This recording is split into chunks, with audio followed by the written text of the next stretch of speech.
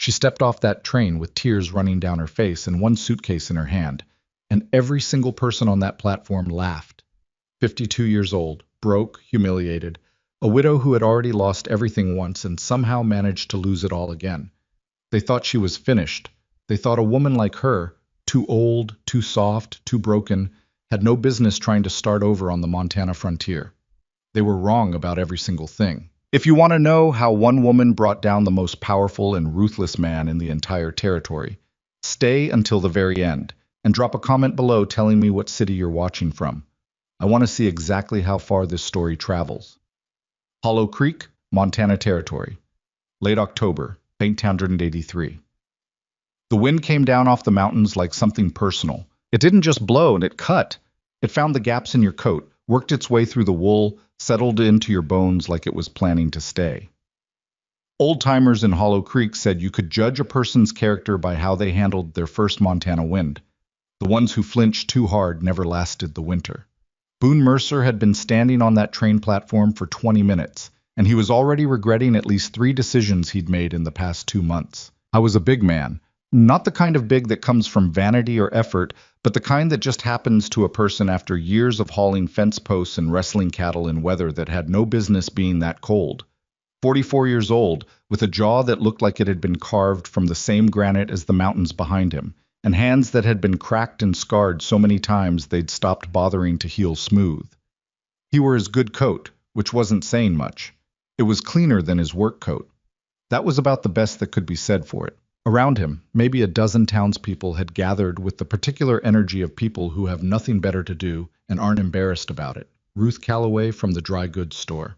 Deputy Hicks, who leaned against the station wall picking his teeth with a splinter of wood. The Dennett brothers, who farmed badly and gossiped enthusiastically. Margaret Pierce, who ran the boarding house and collected other people's misfortunes like some women collected china. They weren't here for the train, they were here for the show.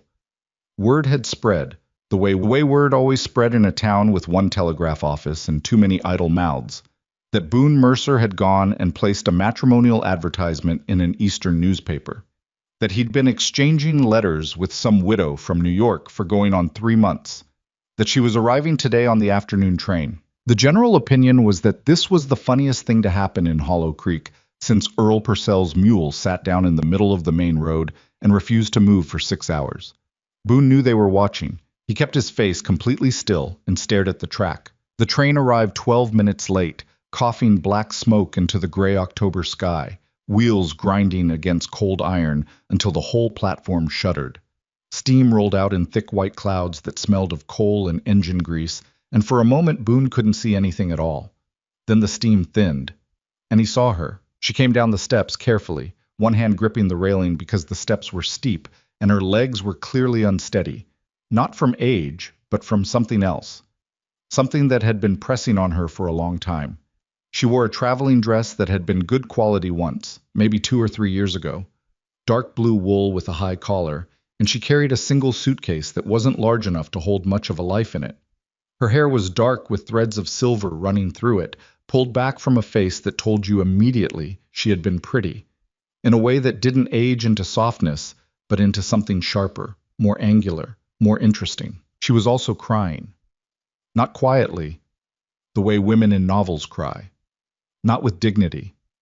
She was crying the way a person cries when they've been holding it together for so long that the moment their feet touch solid ground, the whole thing just comes apart.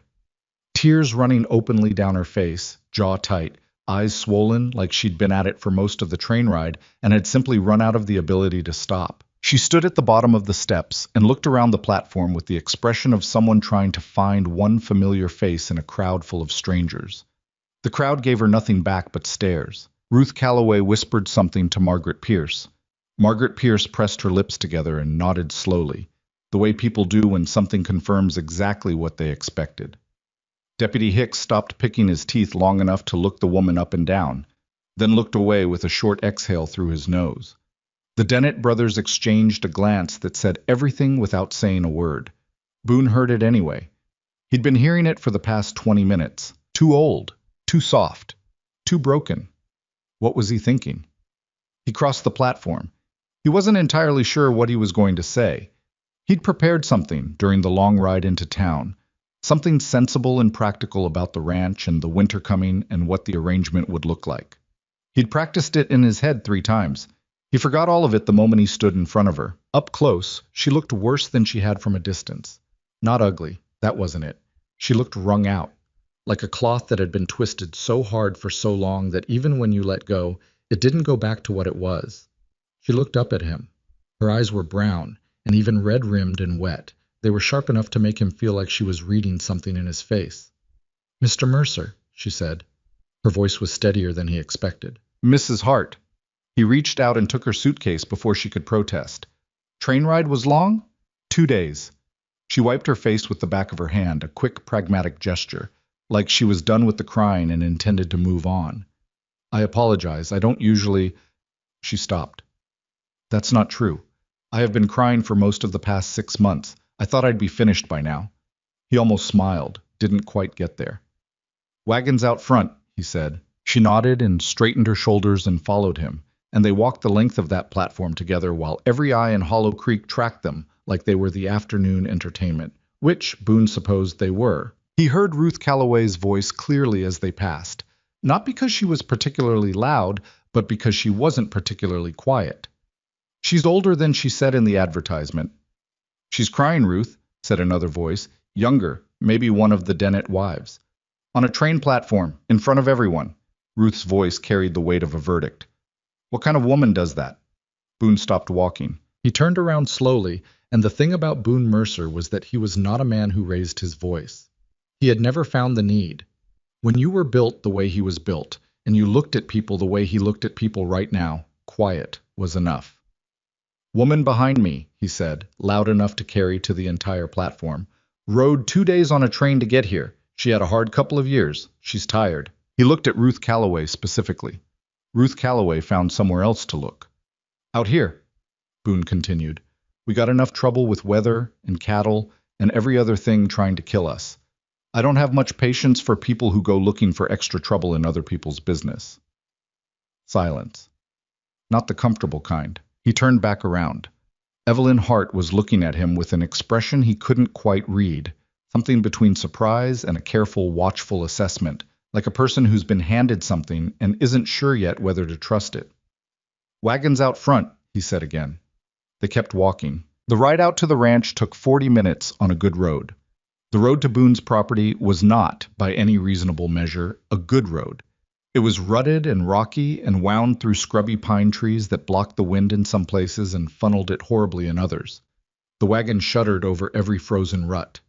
Evelyn sat beside him on the bench seat, her suitcase on her lap because there wasn't room for it anywhere else without it falling off, and for a long time neither of them spoke. He'd been corresponding with her for 3 months, 14 letters. He'd read her first letter 3 times before writing back, because he wasn't a man who wrote letters easily, and he wanted to be honest with her without being brutal about it. He told her the truth. The ranch was struggling. He was 44 years old and had no particular gifts except stubbornness and a tolerance for hard work. He needed a practical partner, not a romance. He was not offering much. She had written back and said she wasn't asking for much. Her letters had been clean and direct. No flourishes, no artificial sweetness. She'd written about her printing business in New York, the one she and her husband had run together for 16 years. She'd mentioned carefully and without self-pity that things had gone badly after her husband died. She hadn't explained the whole of it in the letters, just enough. He'd thought, reading her letters, that she was probably tougher than she let on. Looking at her now, in profile, with her jaw set and her eyes fixed on the horizon like she was daring it to disappoint her, he was revising that assessment upward. "It's smaller than I pictured," she said finally, as the ranch came into view. "The house?" "All of it." A pause. "The advertisement said prosperous." "The advertisement was optimistic." She turned to look at him. "How optimistic?" He kept his eyes on the road. The kind of optimistic a man gets when he's been talking to himself too long. She was quiet for a moment. Then, "How bad is it, Mr. Mercer? Honestly." He thought about giving her the softer version. Decided she didn't need it and probably wouldn't thank him for it. "I'm behind on 3 loan payments. Lost about 30 head of cattle over the summer. I thought it was illness, but I'm not sure anymore. 2 of my fences got cut in September, which meant I spent most of October chasing cattle instead of getting ready for winter. My ranch hand, Cal, got hurt 2 weeks ago. Nothing broken, but he can't do heavy work yet. He paused. The books are a mess. I'm not good with numbers, never have been. She absorbed this without visible reaction. Do you have the books here? At the house, yeah. I'll look at them tonight. He glanced at her. You know bookkeeping? I ran a business for 16 years. Her voice was flat, not defensive. I know bookkeeping. The ranch house was the kind of structure that had been built for function and never gotten around to anything else. 2 stories, clapboard siding gone gray from years of weather, a porch that was functionally sound but aesthetically defeated. Inside, clean enough, in the way that a man living alone achieves cleanliness. Nothing dirty, nothing comfortable. Cal Briggs met them at the door. He was 26, wiry, with a splinted right hand and the sheepish expression of a man who had made some bad decisions in a fight he probably shouldn't have been in. Ma'am, he said, pulling off his hat. What happened to your hand? Evelyn asked. Got in an argument with a fence post. The fence post win? Cal blinked. Yes, ma'am. Something crossed her face. Not quite a smile. Not yet. A small loosening around the mouth. Honest answer. I appreciate that. She set her suitcase down inside the door and looked around the front room with the steady, methodical gaze of a person who is cataloging everything and reserving judgment. Then she said, Where are the account books? She stayed up until past midnight with those books. Boone had gone to sleep at 10. He was a man who woke at 4 in the morning no matter what, and he'd learned not to fight it. But he woke at 12:30 to see lamplight still showing under the door of the front room. He came downstairs and found her at the kitchen table, surrounded by ledgers and loose papers, with a cup of cold coffee at her elbow and a pen in her hand. She'd taken off her traveling jacket and rolled her sleeves up. There was a smear of ink on her left forearm. Her hair had come partially loose and she hadn't bothered to fix it. She looked up when he came in. You didn't write down 3 of the payments you made in June, she said, without preamble. And someone has been systematically under-recording the proceeds from your cattle sales. Boone stood in the doorway in his socks, still mostly asleep. What? Your numbers are off in a specific direction. She turned a ledger page toward him and pointed. Every error goes the same way. Less money coming in than there should be, more expenses than you can account for. He looked at the numbers. Numbers had never been his thing, and half asleep was not improving matters. I thought I was just bad at this. You are bad at this, she said plainly, but that's not the whole problem. She sat back and looked at him. Mr. Mercer, who has handled your accounts for the past year? I did, mostly. Barton Walsh at the bank helped me sometimes with the bigger payments. Why? Her expression didn't change, but something in her eyes went very still and very careful, the way eyes do when a person's mind is moving quickly behind them. No specific reason yet, she said. I'll know more tomorrow. She went back to the books. He stood there for another moment, watching her work, the pen moving, her lips pressed thin with concentration, the lamplight throwing shadows across the table. And then he went back upstairs. He lay awake longer than usual. He'd been alone on this ranch for 3 years since his previous hired hand left for Oregon, and he'd gotten used to the particular silence of a house with only one person in it. The silence of the ranch house tonight was a different texture. There was a person awake downstairs, a person thinking hard about things that mattered, and the lamp was on, and the cold outside seemed less present somehow. He wasn't sure what to do with that feeling, so he filed it away and went to sleep. 3 days passed in a rhythm of work and careful adjustment, the way 2 strangers always have to adjust to the specific habits and silences of each other. Boone woke at 4. Cal limped around doing what he could with one functional hand. Evelyn was up by 5:30 every morning, which surprised Boone, who'd half expected a city woman to sleep till 7. She didn't sleep till 7. She made coffee while it was still dark, looked at the books, asked questions, and by the end of the first week she knew more about the ranch's finances than Boone had known in a year of running them. Not all of what she found was good. You're missing 4 payments, she told him on the 4th evening, over a supper of salt pork and boiled potatoes. She'd cooked it, efficiently, and without complaint. Though he noticed she added rosemary from somewhere, which he hadn't had in the kitchen and didn't ask about. Payments you made. I found the receipts, but they're not in the bank record. That can't be right. I've checked 3 times. She pushed a page across the table. This payment to the grain supplier in September. You have the receipt, dated the 14th. The bank record shows no such payment going out, but the grain supplier has no record of receiving it. Boone looked at the paper. Meaning someone took the money. Meaning someone took the money, she confirmed, and covered it well enough that if you weren't looking for it specifically, you'd never find it. You'd just think you were short. He sat back in his chair. The chair made a sound that was basically how he felt. That's not all, she said. Of course it isn't. She hesitated for a moment, long enough that he noticed. She was not a woman who hesitated often. He'd already figured that out. The cattle you lost in the summer. You said you thought it was illness. They got sick. Water, maybe. Couldn't figure it out. I talked to Cal today. Her voice was even. He said the cattle nearest the South Creek died first, and none of the others touched that water after. He said the water smelled wrong. Boone went still. He said he mentioned it to you at the time, she continued, and you assumed a dead animal upstream. That's a reasonable assumption. It is, she agreed, unless someone put something in the water upstream, deliberately. She let that sit for a moment. Mr. Mercer, the cut fences, the missing payments, the cattle. Does any of this pattern suggest anyone to you? He looked at her across the table, and for the first time in this conversation, he felt something cold that had nothing to do with the October air outside. Gideon Voss, he said. The name landed in the room like a stone in still water. Evelyn's face remained calm, but her pen stopped moving, and she said, Tell me about him. Gideon Voss was not a man you described simply. Boone took his time. He refilled the coffee, which was getting cold, and he thought about where to start. He owns most of the Eastern Valley, he said finally. Started 20 years ago with one decent spread and the kind of ambition that doesn't stop at decent. By the time I came up here, he had 4 ranches, a piece of the railroad contract, and enough money that the sheriff finds it easier to agree with him than argue. What does he want with your land specifically? Boone was quiet for a moment. There's a creek on my property. Creek feeds the South Valley all summer, controls who gets water rights and who doesn't. Voss offered me $6,000 for the whole property 2 years ago. And you refused. I refused. Evelyn was quiet, looking at the page in front of her without really reading it. Then, and after you refused? Boone thought about the summer, the dead cattle, the cut fences, Cal's hand, which Cal had said was a fence post, but now sitting in this kitchen with a woman who was asking the right questions in the right order, Boone wondered, not for the first time whether it had been a fence post at all. Things started going wrong, he said. Evelyn nodded slowly. She looked up at him then, and her eyes were the same sharp brown they'd been on the platform that first day, red-rimmed and exhausted but seeing everything. I've known a man like Gideon Voss before, she said.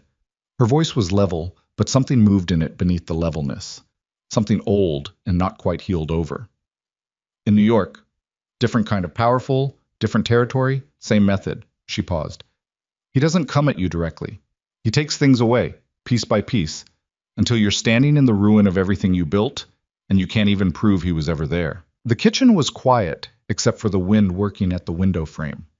What happened with the man in New York? Boone asked. For a moment he thought she wasn't going to answer. She looked at the table, at her ink-stained hands, at some middle distance that only she could see. I lost, she said simply. Everything I'd built, everything I thought I was. She picked up her pen again. I don't intend to lose again. Outside, the Montana wind pressed hard against the walls of the house, testing every board and beam for weakness, the way it always did. The lamp on the table threw a warm circle against the dark, and inside that circle, a woman who had arrived in tears was bent over a ledger, building something with patience and ink and the particular fury of a person who has been knocked down once already and has made a very specific decision about what happens next. Boone watched her for a moment. Then he picked up his coffee, leaned back in his chair, and started telling her everything he knew about Gideon Voss. It was going to be a long night. Neither of them minded. The morning after their long kitchen conversation, Boone woke to find Evelyn already outside, not on the porch, not near the house.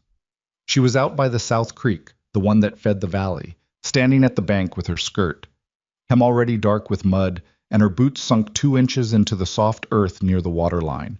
She had a stick in her hand and was turning over rocks at the edge of the current, with the methodical patience of a person who already knows what they're looking for and is simply confirming it. Boone pulled on his coat and crossed the frozen grass toward her. His breath came out in white clouds. The sky was the color of an old tin plate, flat gray from edge to edge. the kind of sky that doesn't commit to anything. It's 5:30 in the morning, he said. I know. She didn't look up. Come look at this. He came and looked. Along the bank, maybe 30 feet upstream from where cattle would typically drink, the rocks had a faint gray-white residue on them, visible now in the pale morning light. Not mud, not mineral deposit, something that had been introduced and had dried and stayed. I'm not a chemist, Evelyn said, but in New York I knew a man who ran a tannery. He used a compound, lye-based, I think, to process hides. When it got into the runoff, it killed fish downstream, smelled like nothing, looked like nothing until it dried on rocks. She paused. Cal said the water smelled wrong. Cal said it smelled like nothing. Yes. She looked at him directly. Sometimes nothing is the smell. Boone crouched down and looked at the residue more closely. He'd ranched for 15 years. He'd seen drought, disease, lightning strikes, flash floods. He had never seen anything that looked quite like this. He'd assumed, when the cattle started dying near this bank in July, that he'd missed something. A sick animal upstream, a natural mineral seep, his own ignorance. He'd beaten himself up about it quietly for 3 months. This didn't happen by accident, he said. It came out flat. Not a question. No, Evelyn said. It didn't. She stood up and wiped her hands on her coat. Not the traveling dress anymore. She'd unpacked what little she had and was wearing something plainer and darker, more practical. And she looked upstream in the direction the creek came from, toward the tree line and the ridge beyond it, which was the eastern border of Boone's land. On the other side of that ridge was the beginning of Gideon Voss's territory. Neither of them said anything for a moment. Then Boone said, I need to think about what to do with this. Take a sample of the rocks, Evelyn said. Carefully. Wrap them in cloth and keep them somewhere dry. She turned and started back toward the house. And don't tell anyone. Cal is trustworthy, she said over her shoulder. I'm not saying don't trust people. I'm saying don't tell anyone who doesn't need to know, until we understand what we have. He watched her pick her way across the frozen ground back toward the house. Steady and deliberate, not hurrying, not stumbling. And he thought that this was a woman who had been badly broken and had decided, somewhere along the line, to be broken in a way that made her harder instead of softer. Not easier. He wasn't sure yet whether that was admirable or frightening. Probably both. He went and found a cloth and wrapped the rocks. Over the following 2 weeks, the pattern that Evelyn had begun assembling in the kitchen continued to take shape, and it was uglier the clearer it got. She went through every ledger Boone owned, going back 3 years, and cross-referenced every entry against the receipts he'd kept in a battered tin box under the kitchen counter. Because Boone was not good with numbers, but he was thorough about keeping paper, a habit he'd developed after a bad dispute with a supplier early in his ranching years.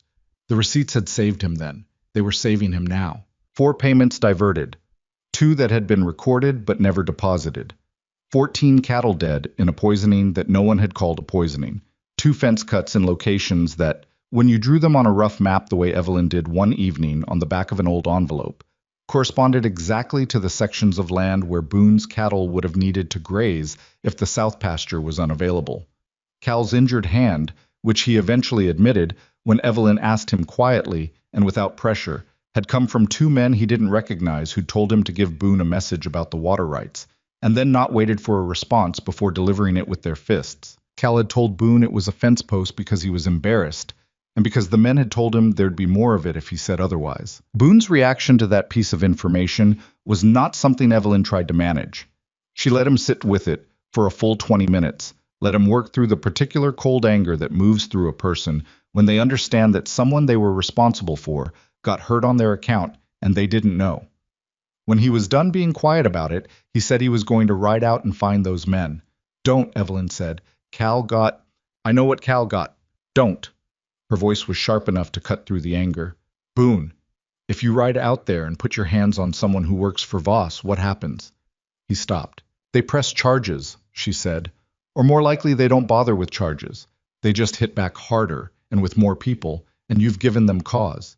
You've told them what they're doing is working. She held his gaze. The only advantage we have right now is that Voss thinks you're just a struggling rancher who's too beat up to fight back. The moment you ride out swinging, you lose that. Boone sat down very slowly in his kitchen chair, and the look on his face was the look of a man who knows someone is right and finds it genuinely unpleasant. So what do? He said. We build a case, Evelyn said. We document everything. We find out if there are others, other ranchers he's done this to. We find out where this goes above Voss. She pulled the old envelope map toward her and smoothed it flat. Men like him don't operate in a vacuum. He's got someone at the bank. He's got someone with the railroad. He's been doing this long enough that there are tracks, if you know what you're looking for. And you know what you're looking for. It wasn't quite a question. She answered it anyway. I learned the hard way, she said, in New York. She hadn't told him all of it yet. The full story of what had happened in New York. The printing business, the investor, the systematic dismantling of everything she and her late husband had built. She'd given him the edges of it, the shape of it, but not the interior. He hadn't pushed. He was not a man who pushed. She told him more of it that night, not because she'd planned to, but because the conversation arrived there naturally, the way conversations do when two people have been working closely enough together long enough that the walls come down not dramatically, but incrementally, one brick at a time. His name had been Harlan Fitch, a railroad investor with more money than he knew what to do with, and the assumption, common to men of his type, that money could reach anywhere and take anything it wanted. After Evelyn's husband died, a brief, brutal illness, 6 weeks from diagnosis to burial, Fitch had appeared at her office door within the month, offering to be a partner in the business. He wanted more than partnership, Boone said. Yes. Her voice was steady. When I made that clear, he became less pleasant about it. She turned her coffee cup in her hands. He had 3 newspapers in his pocket. By the time he was done with me, I was a woman who had stolen from her husband's estate, cheated her clients, and driven the business into the ground through incompetence. None of it was true. None of it mattered. Didn't you have people who knew the truth? I had people who were afraid of him, she said, which is the same thing as not having anyone. A pause. My clients disappeared.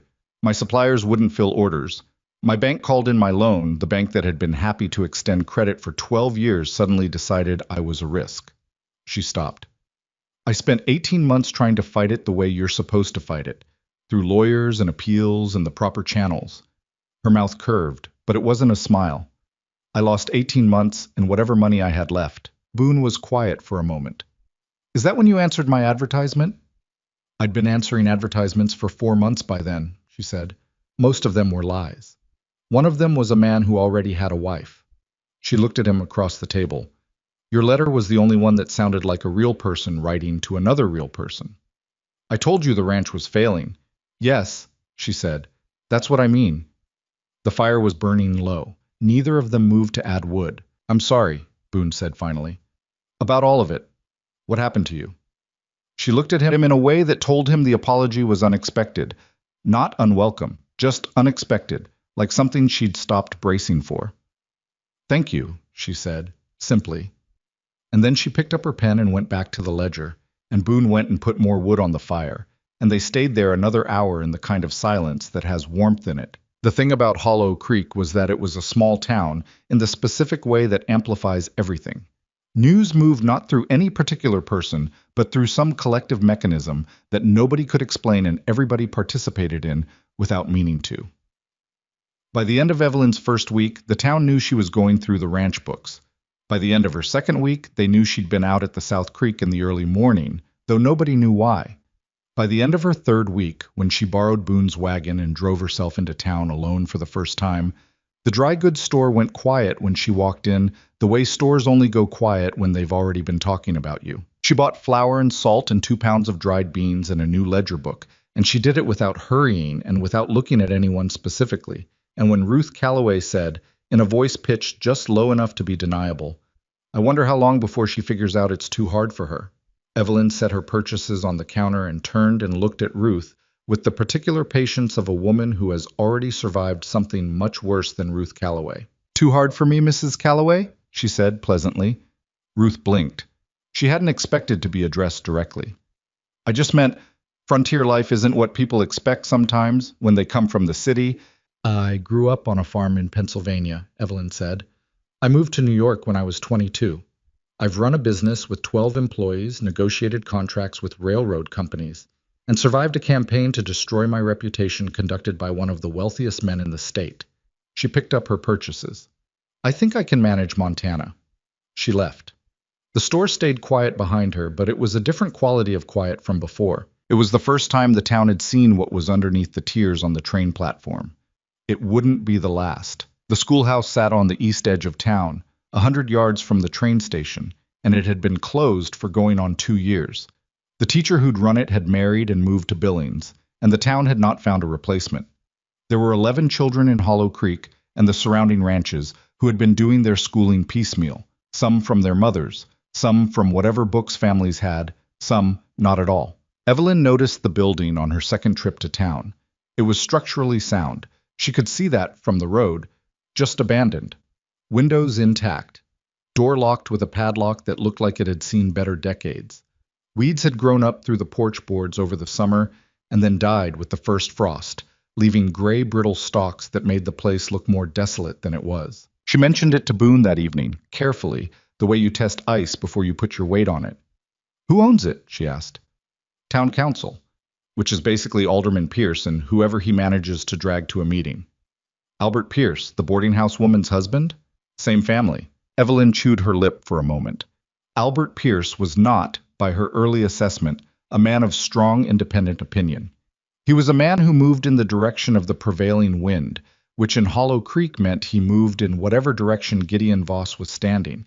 But he was also a man who had children, and his wife's boarding house depended on families coming through town, and families with children cared about schools.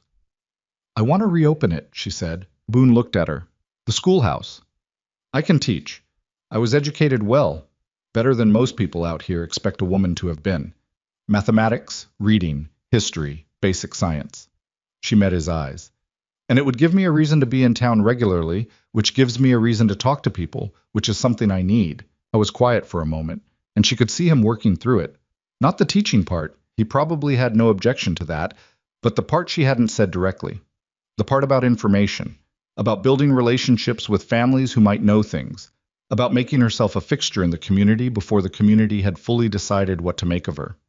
"You're thinking about the other ranchers," he said, "the ones Voss has already gone after." "I'm thinking about their wives," she said, "and their children." She paused. "Men in this territory don't talk easily about being beaten, but they talk, and their families talk, and if there's a place where families gather, eventually people say things they don't say in the street." Boone was quiet again, longer this time. "Pierce won't give you the building for free," he said. "I'm not asking for free. I'm asking for use of it in exchange for providing education to the children of Hollow Creek at no cost to their families." She had already worked out the argument, which means families who currently send for books or tutors or travel to Billings for schooling don't have to do those things, which is money that stays in Hollow Creek, which, when you put it that way, is economically good for the town. "You going to put it that way to Pierce?" In those exact words. He almost smiled. He kept getting closer to a full smile and not quite finishing. "He's not going to make it easy." "I don't need easy," she said. "I need a building and a stove." Albert Pierce tried, in his particular indirect way, to make it difficult. He expressed concerns about liability, about the condition of the building, about whether there was sufficient demand, about whether the council would need to vote. Evelyn listened to each concern patiently and answered it directly. And when he cycled back to the liability question for the second time, she said pleasantly, "Mr. Pierce, the children of this town are currently receiving no formal education at all. I'm not sure liability from supervised learning is more concerning than liability from total neglect of their education." Pierce had blinked and agreed to bring it to the council. The council, which turned out to be Pierce, and two ranchers who were behind on their own payments, and not in a position to argue with free education for their children, voted yes in under 10 minutes. The schoolhouse opened on a Monday in the middle of November, with 7 children ranging from age 6 to 14, 2 shared reading primers, and a stove that Boone had spent a Saturday repairing. By the end of the week, there were 9 children. By the end of the second week, mothers were lingering after drop-off, talking to each other on the porch, because that was what happened when you gave people a reason to be in the same place at the same time. Evelyn learned more in those porch conversations than she had from 2 weeks of ledgers. She learned that Jonas Whitfield, who ran the ranch north of town, had lost a water contract 2 years ago when the railroad rerouted a supply shipment he'd been counting on. He'd never understood why the rerouting happened. It made no geographic sense, and without the supply contract, he'd been forced to sell off his east pasture. To Voss, as it happened, at a price significantly below what it was worth. She learned that the Galveston family, who ran sheep 2 miles east, had tried to file a complaint with the county about fence interference the previous spring, and had been told by Deputy Hicks that it was a civil matter and not his concern.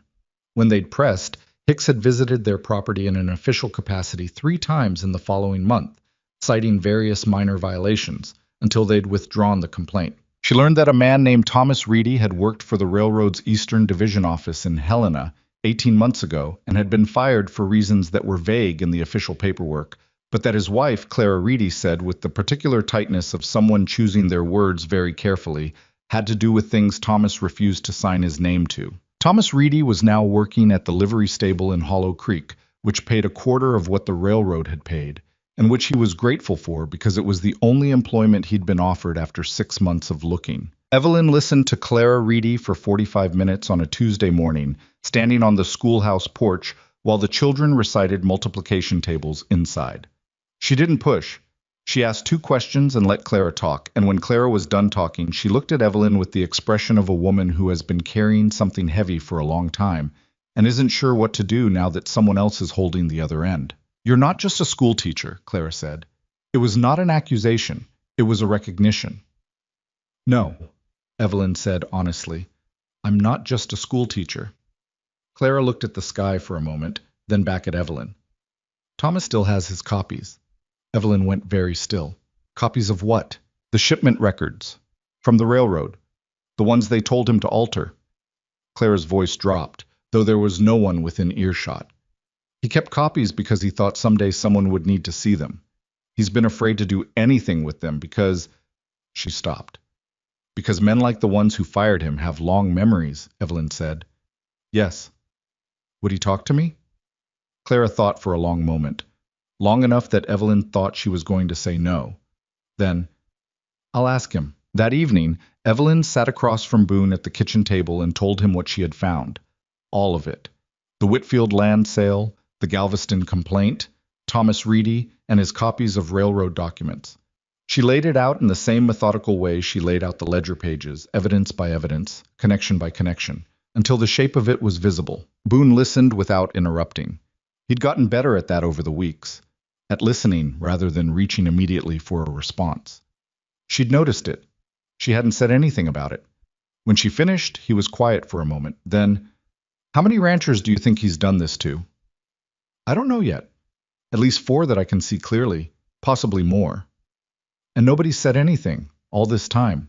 "Nobody had anything to say it to," Evelyn said. "That's the mechanism. You isolate people.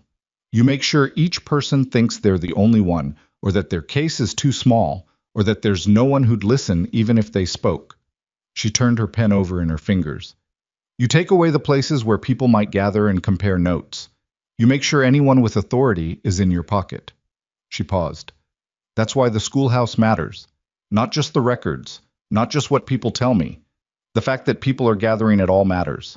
Voss has been very careful to make sure that doesn't happen." Boone looked at her steadily. "He's going to notice." "I know." "When he does—" "I know," she said again. Her voice didn't waver.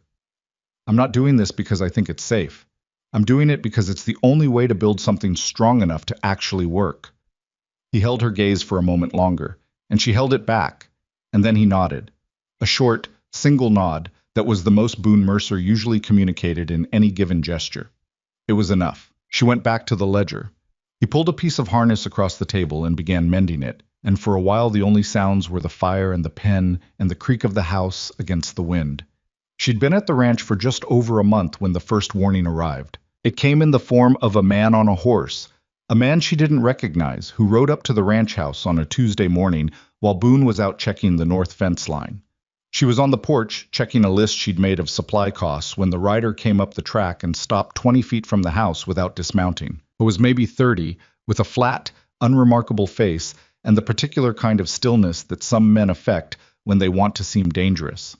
He had a rifle across his saddle, casual, not pointed at anything.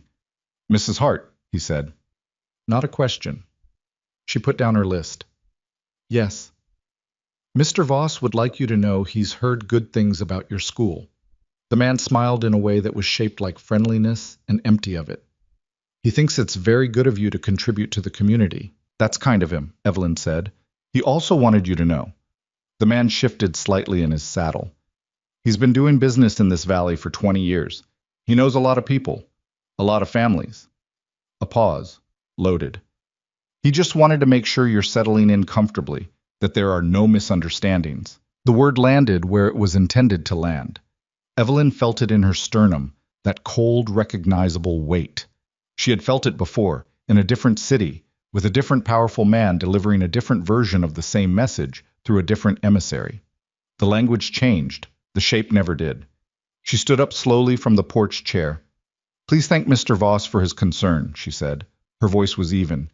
"And please tell him I'm settling in very well." The man held her gaze for a few seconds, assessing. Then he turned his horse and rode back down the track. Evelyn stood on the porch until he was out of sight. Then she sat back down. Her hands, she noticed, were not entirely steady.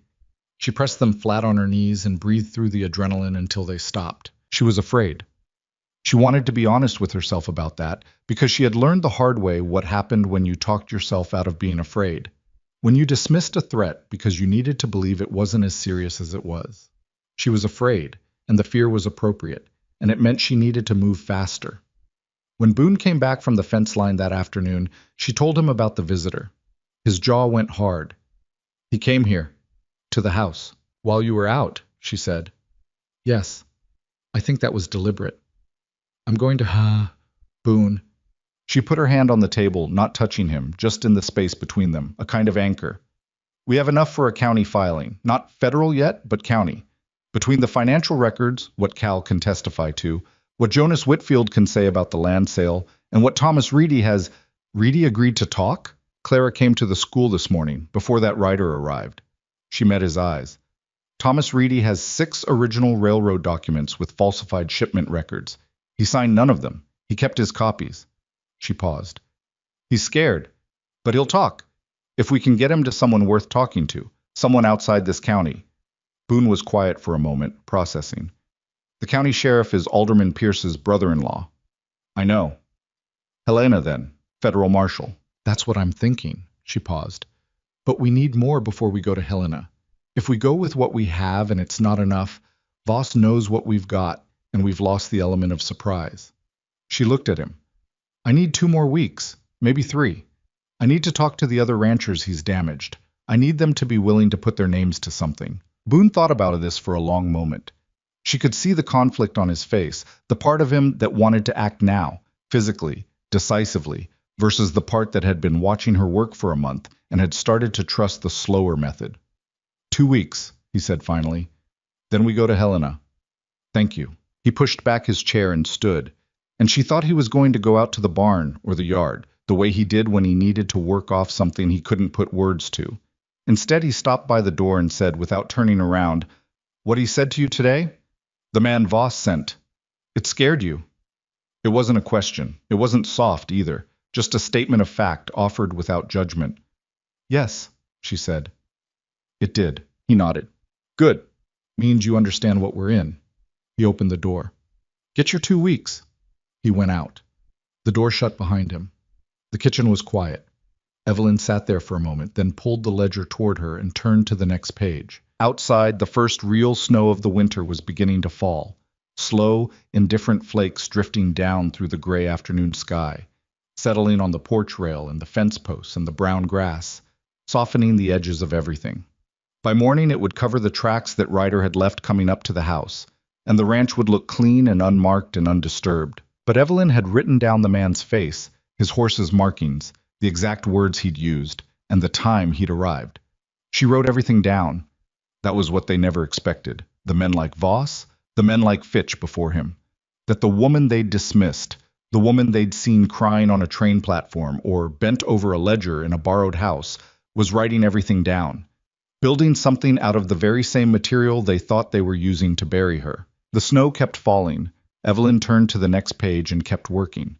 The 2 weeks Boone had given her turned into 17 days, and Evelyn used every hour of them. She started with Jonas Whitfield. She'd known, from what his wife Ellen had said on the schoolhouse porch, that Jonas was the kind of man who kept his pride close and his humiliations closer.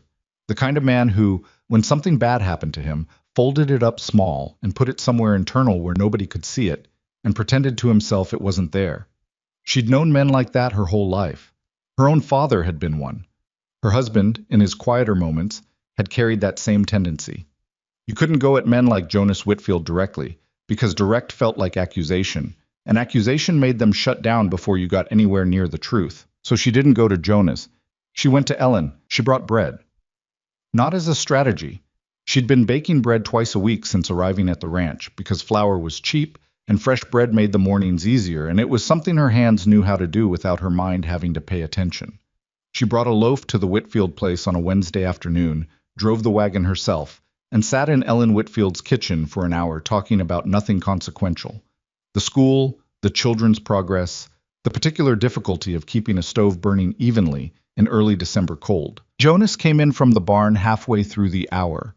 He was a broad-shouldered man in his late 40s with the weathered look of someone who'd been outdoors for 30 years, and he looked at Evelyn with the wary politeness of a person who doesn't quite know what category to put her in. "Mrs. Mercer," he said. He still called her that, even though she'd mentioned twice she preferred Hart. It wasn't hostility. It was just how his mind organized things. "Mr. Whitfield." She looked at him steadily. "I wanted to ask you something, if you don't mind, about the East pasture sale, 2 years ago." The wariness sharpened into something harder. He looked at Ellen, who looked back at him with the calm expression of a woman who had already decided something and was waiting for her husband to catch up. "That's done business," Jonas said. "I know it is. I'm not trying to undo it." Evelyn kept her voice even. "I'm trying to understand if what happened to you is part of a larger pattern. Because I've found evidence that suggests the railroad rerouting that forced you to sell wasn't an accident." Jonas was quiet. He didn't sit down. He stood near the door with his hat in his hands, turning it slowly, which Evelyn had come to recognize as what men in Montana did when they were thinking something they weren't ready to say. "It wasn't an accident," he said finally. Flat, like he'd known it for 2 years and had never said it out loud until this moment. "No," Evelyn said. "It wasn't." The conversation that followed was not easy or fast. Jonas Whitfield was not the kind of man who opened quickly, and what he had to say, once he started saying it, had clearly been sitting inside him long enough to have calcified. He talked about the sale the way people talk about a wound that healed wrong, touching it carefully, stopping when it hurt too much, circling back. He'd known something was off about the rerouting. He'd asked questions at the railroad office in town and been told it was a scheduling matter, nothing to do with individual contracts, nothing personal. He'd known it was a lie and had no way to prove it, and had sold his East pasture to Voss's agent at 60 cents on the dollar because his alternative was defaulting on his bank loan, and the bank loan was held by a lender who, when he looked at the documentation now, had a very specific connection to Voss's financial interests. "You looked at the documentation?" Evelyn said. "After Ellen told me about you, about what you've been doing." He looked at the table. "I went through everything, pulled it all back out." A pause. "I was ashamed I hadn't done it sooner." "You didn't have reason to look for what you weren't looking for," Evelyn said. "That's not the same as not looking." He raised his eyes and looked at her, and something in his face shifted. Not dramatically, but the way a room shifts when someone opens a window in it. "What do you need from me?" he said. She told him. A written statement. Dates, amounts, the name of the railroad agent he'd spoken to, the name of the bank lender, the circumstances of the sale. She needed it specific, and she needed it signed, and she needed him to be willing, if it came to it, to repeat it to a federal marshal in Helena. Jonas Whitfield was quiet for a long moment, long enough that the fire crackled twice, and his coffee went cold. Then he said, "All right." Ellen reached across the table and put her hand over his without looking at him, and he turned his hand over and held hers, and neither of them said anything about it. Evelyn drove back to the ranch in the early dark with the cold coming down hard from the mountains, and she felt something she hadn't felt in a long time. Not victory, not yet. Nothing close to victory. But the specific sensation of a thing beginning to become possible that had not been possible before. It was fragile. She knew that. She'd felt it once before in New York, in the early days of trying to fight Harlan Fitch, and she'd watched it get destroyed. She didn't let herself lean on it, but she felt it, and she noted it, and she kept driving. Thomas Reedy was harder. She'd been patient with him, going through Clara, giving him time, not pushing. But 17 days was 17 days, and they were already past Boone's deadline, and she needed those railroad documents before she could go to Helena with anything that would hold up past a first conversation with a federal marshal. She went to the livery stable on a Thursday morning when she knew the main liveryman would be out on a call to the Dennett farm, and Thomas would be working alone. She didn't announce herself ahead of time. She just walked in. Thomas Reedy was forking hay in the second stall, and he looked up when she came in, and his face did the thing that frightened men's faces do. A quick flash of something like relief followed immediately by something like panic, the two emotions fighting each other for control of his expression. "Mrs. Hart," he said. "Mr. Reedy." She stopped a few feet from the stall. "Clara said you have documents." He set down the pitchfork. He was a thin man, maybe 35, with the slightly caved-in posture of someone who'd been hunching against something for a long time. "She shouldn't have told you that. She told me because she trusts me, and because you've been carrying this for 18 months, and it's eating you alive." Evelyn's voice was not unkind, but it was direct. "I can see it on you, Mr. Reedy. You kept those documents because you knew what they were. You knew what it meant when they asked you to alter them, and you refused." Thomas said nothing. His jaw worked. "I'm not going to pretend this isn't dangerous," she said. "I know what Voss is capable of. I know what it costs to stand against someone like him." She paused. "But I also know what it costs to stay quiet. I know that cost very well.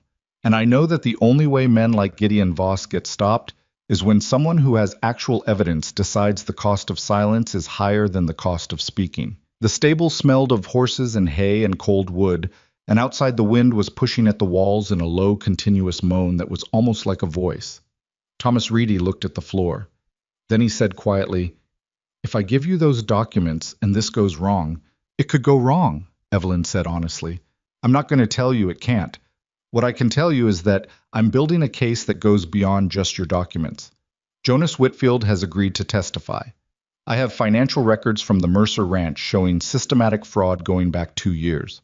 I have a ranch hand who was physically threatened and can identify the men who threatened him." She held his gaze. "Your documents are the piece that connects Voss to the railroad. Without that connection, everything else we have is local. With it, it becomes federal." Silence. Thomas Reedy picked up the pitchfork, looked at it like he'd forgotten what it was for, and set it back down. "I'll bring them to you," he said. "Not here. At the school. On Saturday, after the children are gone." "Thank you," Evelyn said. She left before he could change his mind. The documents arrived on Saturday as promised, wrapped in oilcloth and tied with twine, and when Evelyn spread them on the schoolhouse desk and read through them in the thin afternoon light, she understood immediately why Thomas Reedy had been afraid to have them in his house and afraid to throw them away.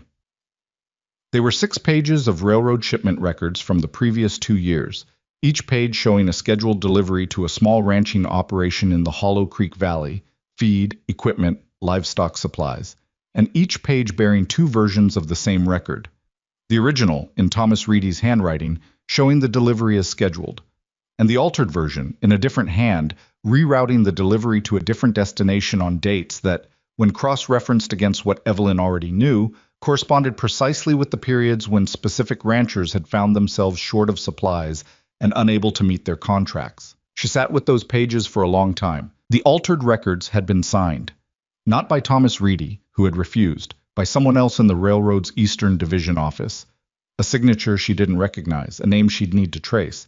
But at the bottom of the last page, in the margin, there was a notation in a third hand, brief, almost casual, the kind of notation a man makes when he's used to having things done for him without documenting why, that said simply, "Per GV, reroute as discussed, GV." She pressed her hand flat over the page. She sat in the empty schoolhouse with the winter light going thin through the windows and let the full weight of what she was holding settle over her. Not triumph. Something more complicated than triumph. She thought about Jonas Whitfield's face when he said it wasn't an accident, like he'd been waiting 2 years for someone to say it back to him. She thought about Clara Reedy's hand shaking when she passed the oilcloth package across the schoolhouse desk. She thought about Cal, with his splinted hand, calling it a fence post because he was afraid. She thought about New York, about the moment she'd understood finally and completely that Harlan Fitch had won, that the business was gone, the reputation was gone, the life she'd built was gone, and no amount of proper channels and legal appeals was going to recover it. That particular feeling was something she had never described accurately to anyone because there weren't good words for it. It was somewhere between grief and humiliation and rage, and it had lived in her sternum for 2 years like a piece of coal, cold and dense and impossible to dislodge. It was still there. She didn't pretend otherwise. But it was smaller now than it had been when she got off the train. She noticed that. She wrapped the documents back in their oilcloth, tied them carefully, and rode back to the ranch. Boone was at the kitchen table when she came in, and he knew from the look on her face before she said a word. "You got it," he said. "I got it." She set the package on the table. "His initials are on the alteration order. It's not a signature, but it's in his handwriting. I compared it to the deed documentation you have from his first offer to buy this property. Same hand." She sat down across from him. "We need to go to Helena." Boone looked at the package. He didn't open it. He trusted her assessment. "When?" "As soon as possible, before Voss figures out that Reedy has talked." She paused. "One of us needs to stay here. The ranch can't be empty." "Cal can manage for a few days." "Cal has one functional hand and he's 26 years old. Cal is tougher than he looks, and he's got a rifle." Boone's voice was matter of fact. "He's also been angrier about this than either of us for the past month. He'll be fine." He looked at her. "You've never been to Helena. I have. And a woman arriving alone at a federal marshal's office with a packet of evidence against the most powerful rancher in the territory is going to have a harder time getting in the door."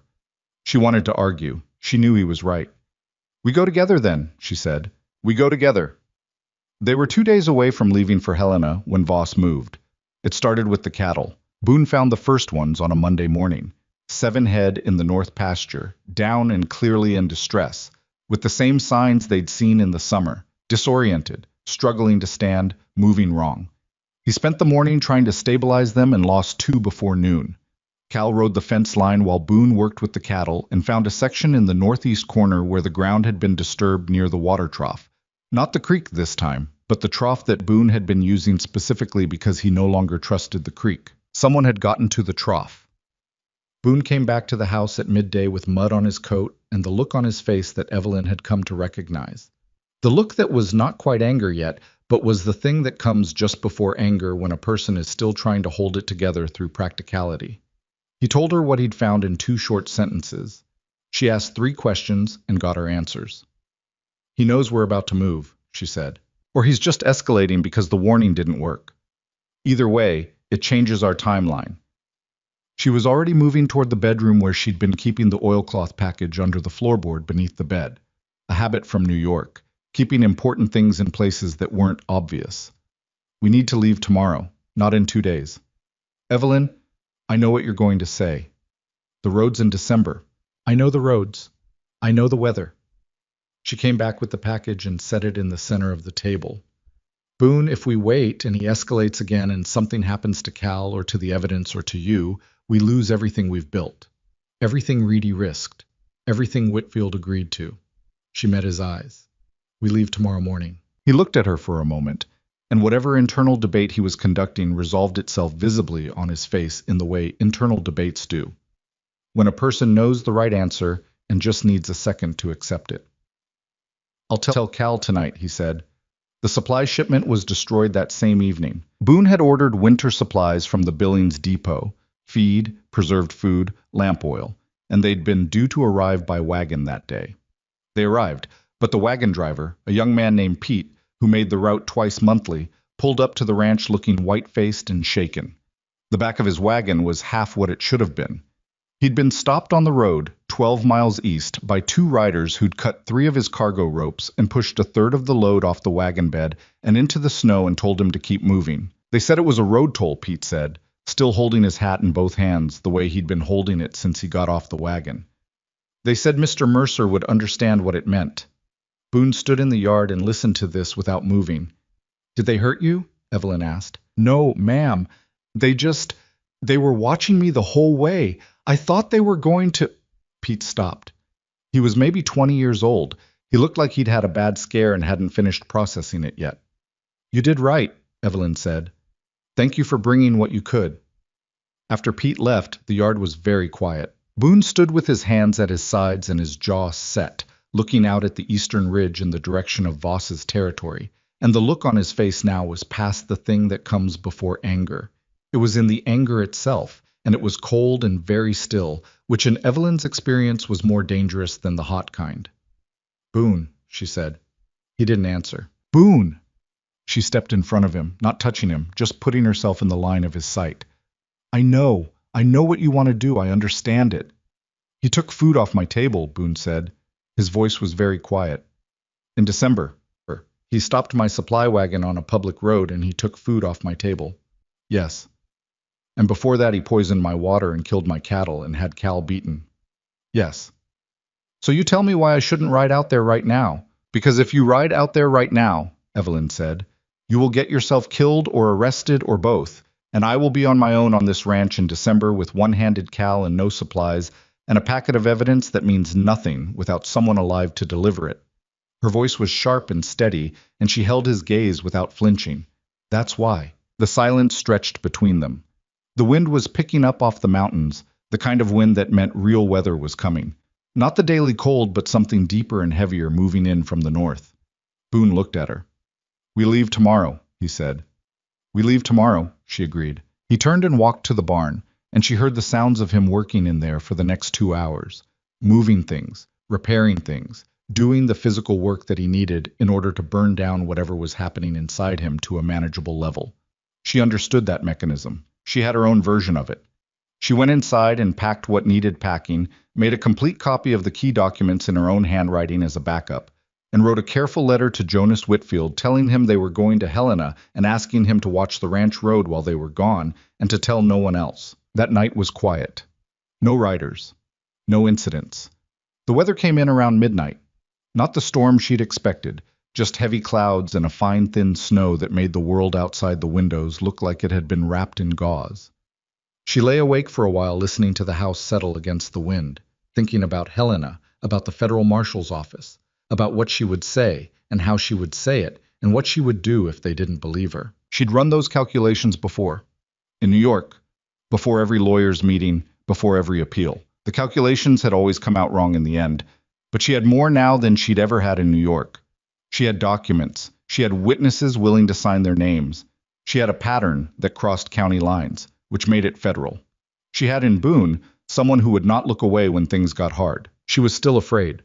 She kept coming back to that, kept making herself acknowledge it rather than paper over it.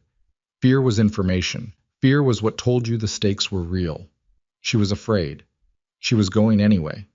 The morning they were supposed to leave for Helena, Boone was up at 4 as always, and by 5 he had the horses ready and the wagon packed and was drinking his first coffee when Cal knocked on the kitchen door and came in looking like he'd been awake all night. Someone was on the property, Cal said. I heard them around 3. By the time I got out there, they were gone, but look. He held out his good hand. In it was a small piece of paper folded once. Boone opened it, read it, set it on the table face up.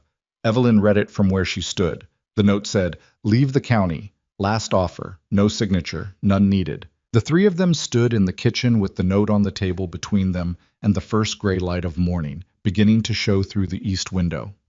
Well, Cal said finally. He sounded more angry than scared, which Evelyn appreciated. That's pretty clear, I guess. Yes, Evelyn said. It is. She picked up the note, folded it back the way it had been, and put it inside the oilcloth package with the rest of the evidence. We leave in an hour, Boone said. The road to Helena was 2 days in good conditions, and could become something else entirely in December weather, but the thin overnight snow had stopped and the sky was clearing from the west, and the road was hard and cold and manageable. They made good time the first day, stopping the first night at a way station outside a settlement called Four Corners, where the keeper was a taciturn woman in her 60s who asked no questions, charged a fair price, and made the best biscuits Evelyn had eaten since arriving in Montana. She and Boone ate in near silence, and then sat for a while at the common room table after the keeper had gone to bed, with the fire burning down and the oilcloth package on the bench beside Evelyn. What are you thinking? Boone asked. I'm thinking about what happens if the marshal doesn't take it seriously. He will. You sound confident. I'm not, he said honestly. But I've been thinking about what you said, about the only way men like Voss get stopped. You were right. He looked at the fire. I've been trying to survive for 3 years. Just survive. Get through the winter. Pay the next loan. Patch the next fence. I stopped thinking about anything bigger than that. A pause. You made me think bigger. I don't know if that's going to save the ranch, but I know it was right. Evelyn looked at him across the table. He was looking at the fire, not at her, with the slightly uncomfortable expression of a man who's said more than he usually says and isn't sure what to do with it now that it's out. "Thank you," she said, "for not sending me away. That first day." He looked at her then. "I thought about it." "I know you did. You were crying on the platform." "I was also 52 years old and had nowhere else to go," she said, without bitterness. Not a strong opening. Something moved in his face, and this time he finished the smile. Just briefly. It changed his whole face when he did it, made him look younger, made him look like the person he probably was when he wasn't carrying all of it. "You turned out to be a pretty good accountant," he said. "I turned out to be an excellent accountant," she said, "and a decent teacher, and I can identify poison by the smell of nothing, which is more than most people can say."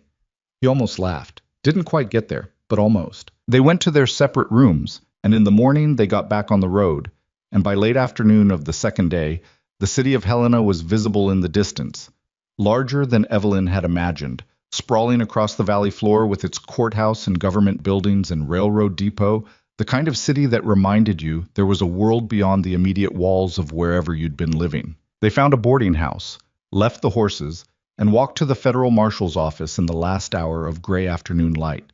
The clerk at the front desk was young and looked up at them with the polite indifference of a man who saw a lot of people come through his door with a lot of problems. "We need to speak with a marshal," Boone said, "about Gideon Voss." The clerk's expression shifted. "Not much, just enough." "Sit down," he said, and went to find someone. They sat in two hard chairs against the wall of the waiting room, with the oilcloth package on Evelyn's lap, and the building around them smelled of wood polish and coal smoke, and the particular dusty gravity of official spaces. Through the wall she could hear voices, low and indistinct. Footsteps. A door. She pressed her hands flat on the package and breathed. She thought about Jonas Whitfield's voice when he said it wasn't an accident. She thought about Clara Reedy standing on the schoolhouse porch.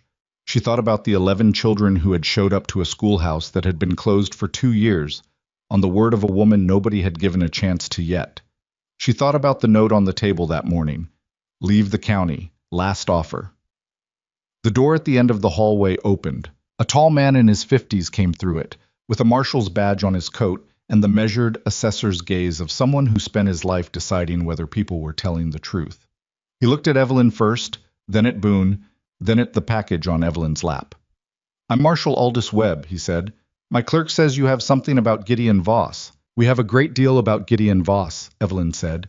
She stood and held out her hand, not the package, her hand, the way she'd learned to do when she needed a man who was deciding whether to take her seriously to see immediately that she was serious. "My name is Evelyn Hart. I was a business owner in New York for 16 years, and for the past 2 months I have been documenting a systematic campaign of fraud, intimidation, and land theft conducted by Gideon Voss against the ranching families of the Hollow Creek Valley." Webb shook her hand. He had a firm grip and watchful eyes, and he didn't smile, which she respected. "Come in," he said. She picked up the package and followed him down the hall, and Boone came behind her and the door closed, and outside the window of the marshal's office Helena went on about its business in the early winter dark, indifferent and ordinary, the way cities always are while the things that matter are being decided in small rooms. Evelyn untied the oilcloth. She spread the documents across the marshal's desk, and she began to talk. Marshal Webb listened for 2 hours without interrupting. That was the first thing Evelyn noticed. He didn't interrupt. Most men interrupted. They interrupted to ask questions that could have waited, or to correct something minor that didn't need correcting yet, or simply because they'd been listening long enough that their patience ran out and their mouth took over. Webb sat across his desk with his hands folded on top of the documents she'd spread before him, and he listened. And when she finished, he sat quietly for a moment longer in the way of a man who is still processing rather than a man who has already decided and is just waiting for you to stop talking. Boone sat to her left and said almost nothing during the 2 hours, which she was grateful for. Not because she didn't trust him to speak, but because she'd learned long ago that when a woman was making a case to a man in authority, every additional male voice in the room complicated the question of whose case it actually was. Boone seemed to understand this instinctively, or perhaps he just understood that Evelyn knew what she was doing. Either way, he sat with his hat on his knee and let her work. When she finished, Webb unfolded his hands and leaned forward and picked up the railroad document with Thomas Reedy's original entries alongside the altered version. He read it for a moment in silence. The notation in the margin, he said. GV. Compared against a deed document bearing Gideon Voss's full signature and handwriting, Evelyn said. The hand is the same. I'm not a forensic examiner, but I've worked with documents professionally for 16 years and I'm confident in the comparison. I'll need to have our examiner look at it. Of course. Webb set the page down and looked at her directly. He had gray eyes, steady and difficult to read. Mrs. Hart, you understand that Gideon Voss is a man with significant resources and significant connections in this territory. I do. You understand that an investigation of this scope, if it moves forward, is going to create, he paused, choosing his word, friction. I understand. For you specifically. For the people who've given statements. Marshall Webb. Evelyn held his gaze. I lived in New York for 30 years. I watched a man with significant resources and significant connections systematically destroy my business and my reputation through exactly the same methods Voss has been using on these ranching families. And I did not come to you with a theory. I came to you with documented evidence, signed statements, original railroad records, and witnesses willing to testify. She paused. I'm aware of the friction. I've been living inside it for 2 months. What I need to know is whether what I've brought you is sufficient to open a federal investigation. Webb looked at her for a long moment. Then he looked at Boone. Boone said, She's given you an accurate account of everything. I can confirm all of it from my own records. Webb looked back at the documents. He turned 2 pages, read something, turned another. It's sufficient, he said. I'll need time to verify. 2 weeks, possibly 3. We may not have 3 weeks, Evelyn said. Voss already knows we've been building this. He's escalating. I understand that. But I can't move on a man of Voss's standing without verification, or I'll have his lawyers dismantling the case before it reaches a judge. Webb's voice was even, not apologetic. 2 weeks. In the meantime, I want you both to go back to Hollow Creek and stay quiet. Don't approach Voss, don't make any new contact with your witnesses, don't do anything that gives him grounds to claim harassment or interference. He looked at Evelyn specifically. Can you do that? She wanted to say that staying quiet for 2 weeks while Voss continued doing what he was doing felt like watching a house burn while waiting for permission to use water. She didn't say it, because Webb was not the enemy, and antagonizing him served nothing. Yes, she said. Good. He stood, which meant the meeting was over. Leave the documents with me. I'll have copies made today and the originals secured. He extended his hand. Mrs. Hart, this is solid work. She shook his hand. It wasn't praise she needed. She'd stopped needing praise from people a long time ago. But she noted the respect in his voice, the way you note anything that costs something to give. They left Helena the following morning and made the return trip to Hollow Creek in a day and 3/4, pushing harder than they'd come, and arriving back at the ranch on a Thursday afternoon to find Cal standing in the yard with his rifle across his arm and the expression of a man who has not slept well. Anybody come around? Boone asked, stepping off the wagon. One rider, Cal said. Tuesday night. He didn't come close, just sat on the ridge for a while and then went. He paused. I watched him the whole time. He knew I was watching. That was deliberate, Evelyn said, climbing down. He wanted you to know you were being watched. Well, it worked, Cal said, with a frankness that was almost funny. I've been sleeping with one eye open. The ranch was intact. The remaining cattle were unharmed. The schoolhouse in town had been fine. Ellen Whitfield had checked on it twice while they were gone, as Evelyn had asked. They were back, and they were supposed to stay quiet. Evelyn stayed quiet for 4 days. On the 5th day, she went to the schoolhouse and found Clara Reedy waiting outside in the cold with her arms wrapped around herself and her face carrying the specific expression of someone who has learned something they don't know what to do with. What happened? Evelyn asked, unlocking the door. Thomas is gone, Clara said. Evelyn stopped with the key in the lock. What do you mean gone? He didn't come home last night. He told me he was going to the livery for the late shift, and he didn't come back. Clara's voice was controlled in the way that frightened people's voices get controlled when they're working very hard not to fall apart. I went to the livery this morning. His employer said he never showed up. Evelyn turned to face her. Did you go to the sheriff? Clara's expression said everything about the usefulness of going to the sheriff. Go home, Evelyn said. Lock your door. Don't talk to anyone about this today. She put her hand briefly on Clara's arm. I'm going to find out what happened. She sent word to Boone through the Whitfield boy, who was in school that morning, and who she trusted with a folded note in the way you trust children with things, because they move freely and nobody watches them. Boone arrived at the schoolhouse an hour later, came in through the back, and listened to what she'd been told. Voss took him, Boone said. Maybe, or scared him badly enough that he ran. Evelyn was pacing, something she rarely did, and she was aware of doing it and couldn't stop. Either way, it affects our case. If Thomas Reedy is gone, we've lost our direct witness to the railroad alterations. The documents are still in Helena, there's still evidence, but without Thomas to confirm the circumstances under which they were created, Evelyn, she stopped pacing. The documents are in Helena, Boone said. Webb has them. Whatever Voss did or didn't do to Reedy, he can't get those documents back. She breathed. He was right. She knew he was right. She was letting the fear get ahead of the facts, which was something she'd warned herself about 100 times and still fell into. You're right, she said. Thomas may have just run, Boone said. Man's been scared for 18 months. Maybe he gave the documents and decided he couldn't stay for what comes next. And if Voss took him? Boone's face was steady. Then we need Webb to move faster than 2 weeks. She wrote to Webb that afternoon, a careful, factual letter describing Thomas Reedy's disappearance, the circumstances, the timeline. She did not make accusations in the letter. She simply stated what she knew and noted that it suggested Voss was aware the investigation had begun and was actively interfering with potential witnesses.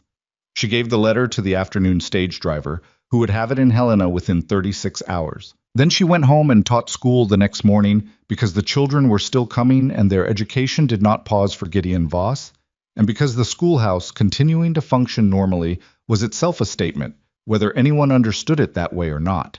Thomas Reedy reappeared 4 days later. He walked into the livery stable at 7 in the morning looking like he'd been sleeping rough for a week, hollow-eyed, 2 days of beard past his usual stubble, with a cut above his left eyebrow that had been left to close on its own and hadn't done it well.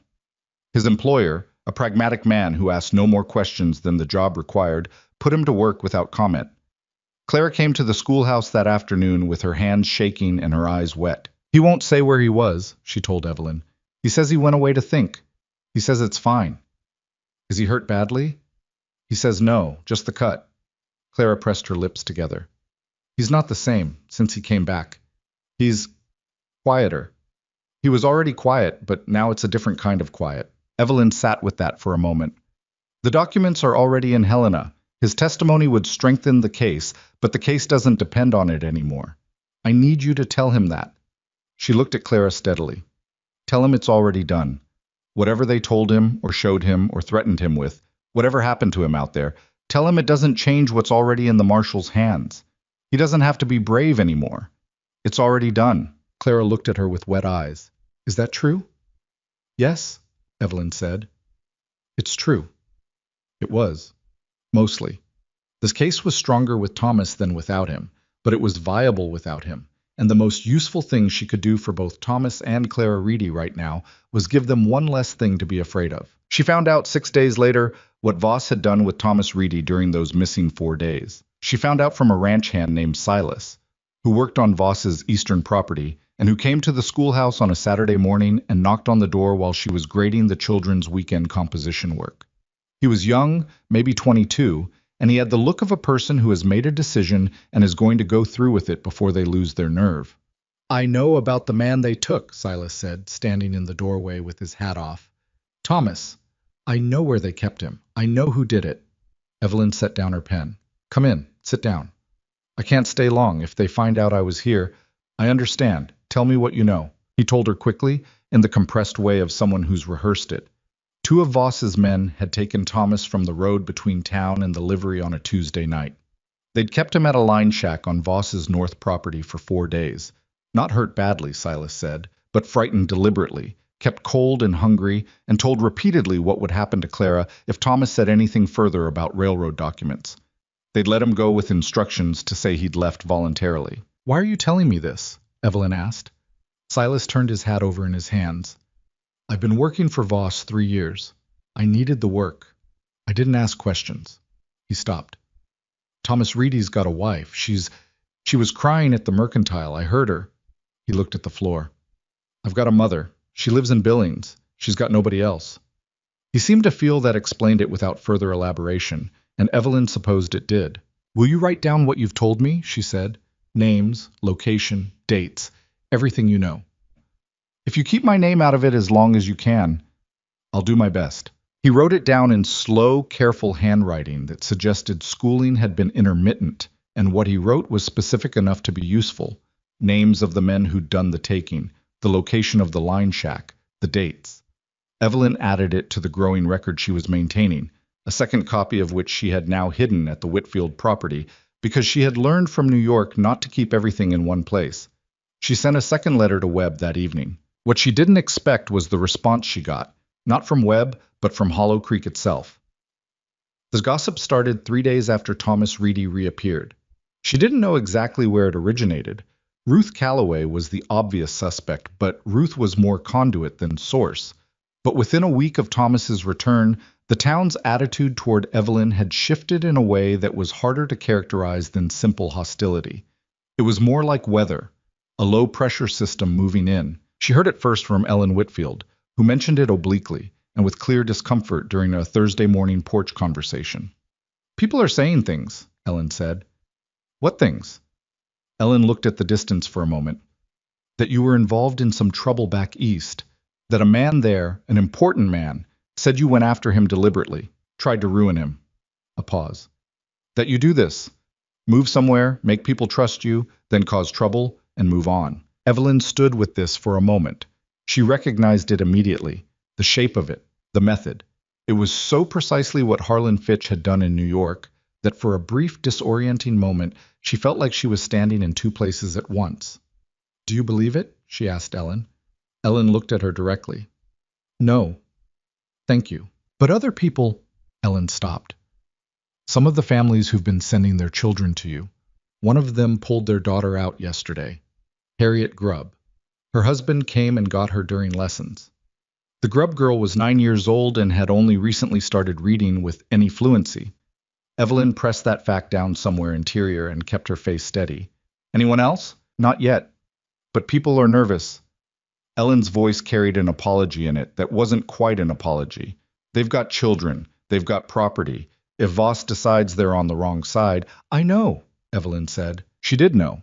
She had always known this was a vulnerability, that the people she'd been building relationships with were people with things to lose, and Voss's most effective weapon was always the threat against those things. She'd known it, and she'd built what she'd built anyway, and now she was watching it begin to erode at the edges, and there was a specific feeling that went with that.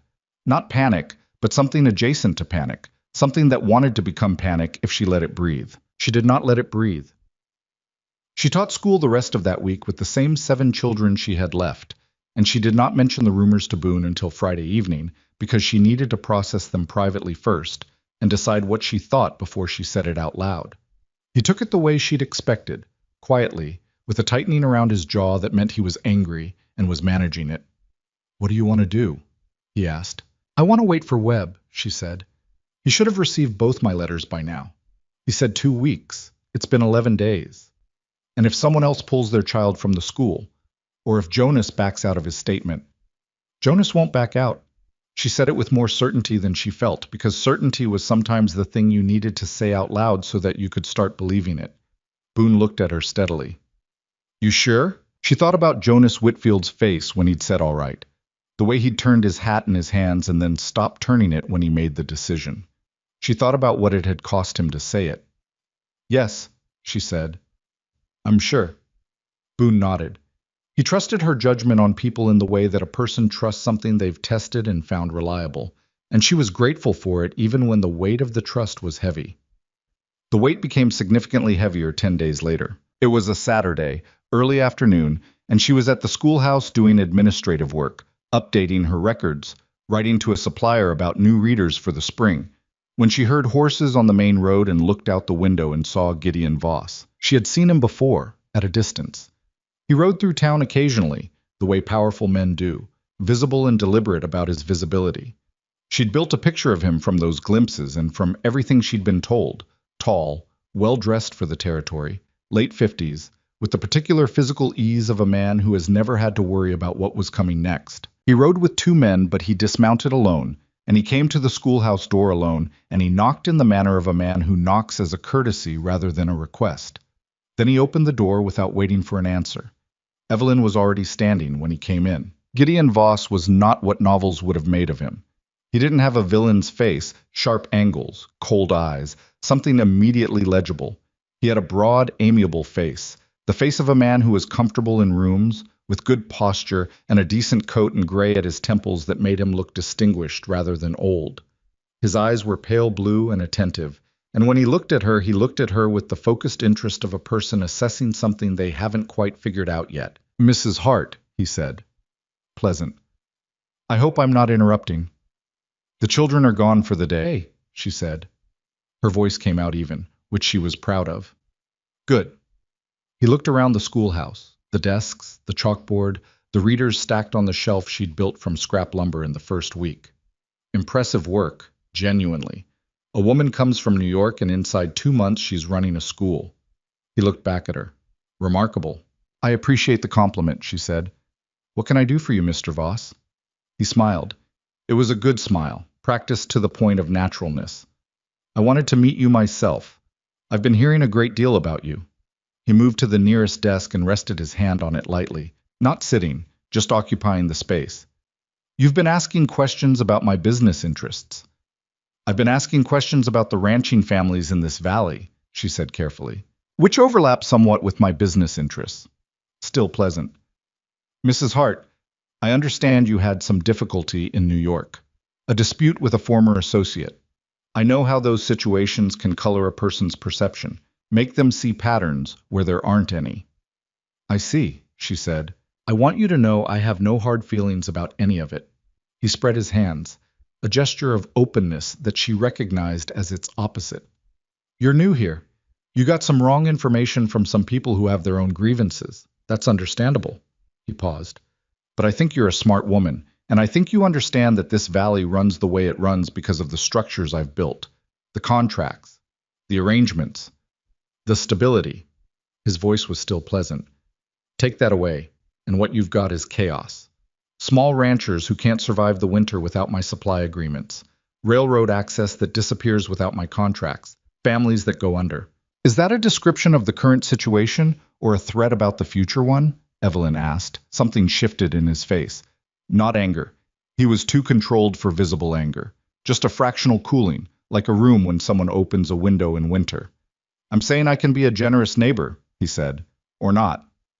"And what would being a generous neighbor require from me?" He looked at her for a moment. "Stop what you're doing. Leave it alone. Whatever you've sent to Helena, tell them it was a misunderstanding. Take the winter to think about what's actually good for you and for the families you say you care about." He paused.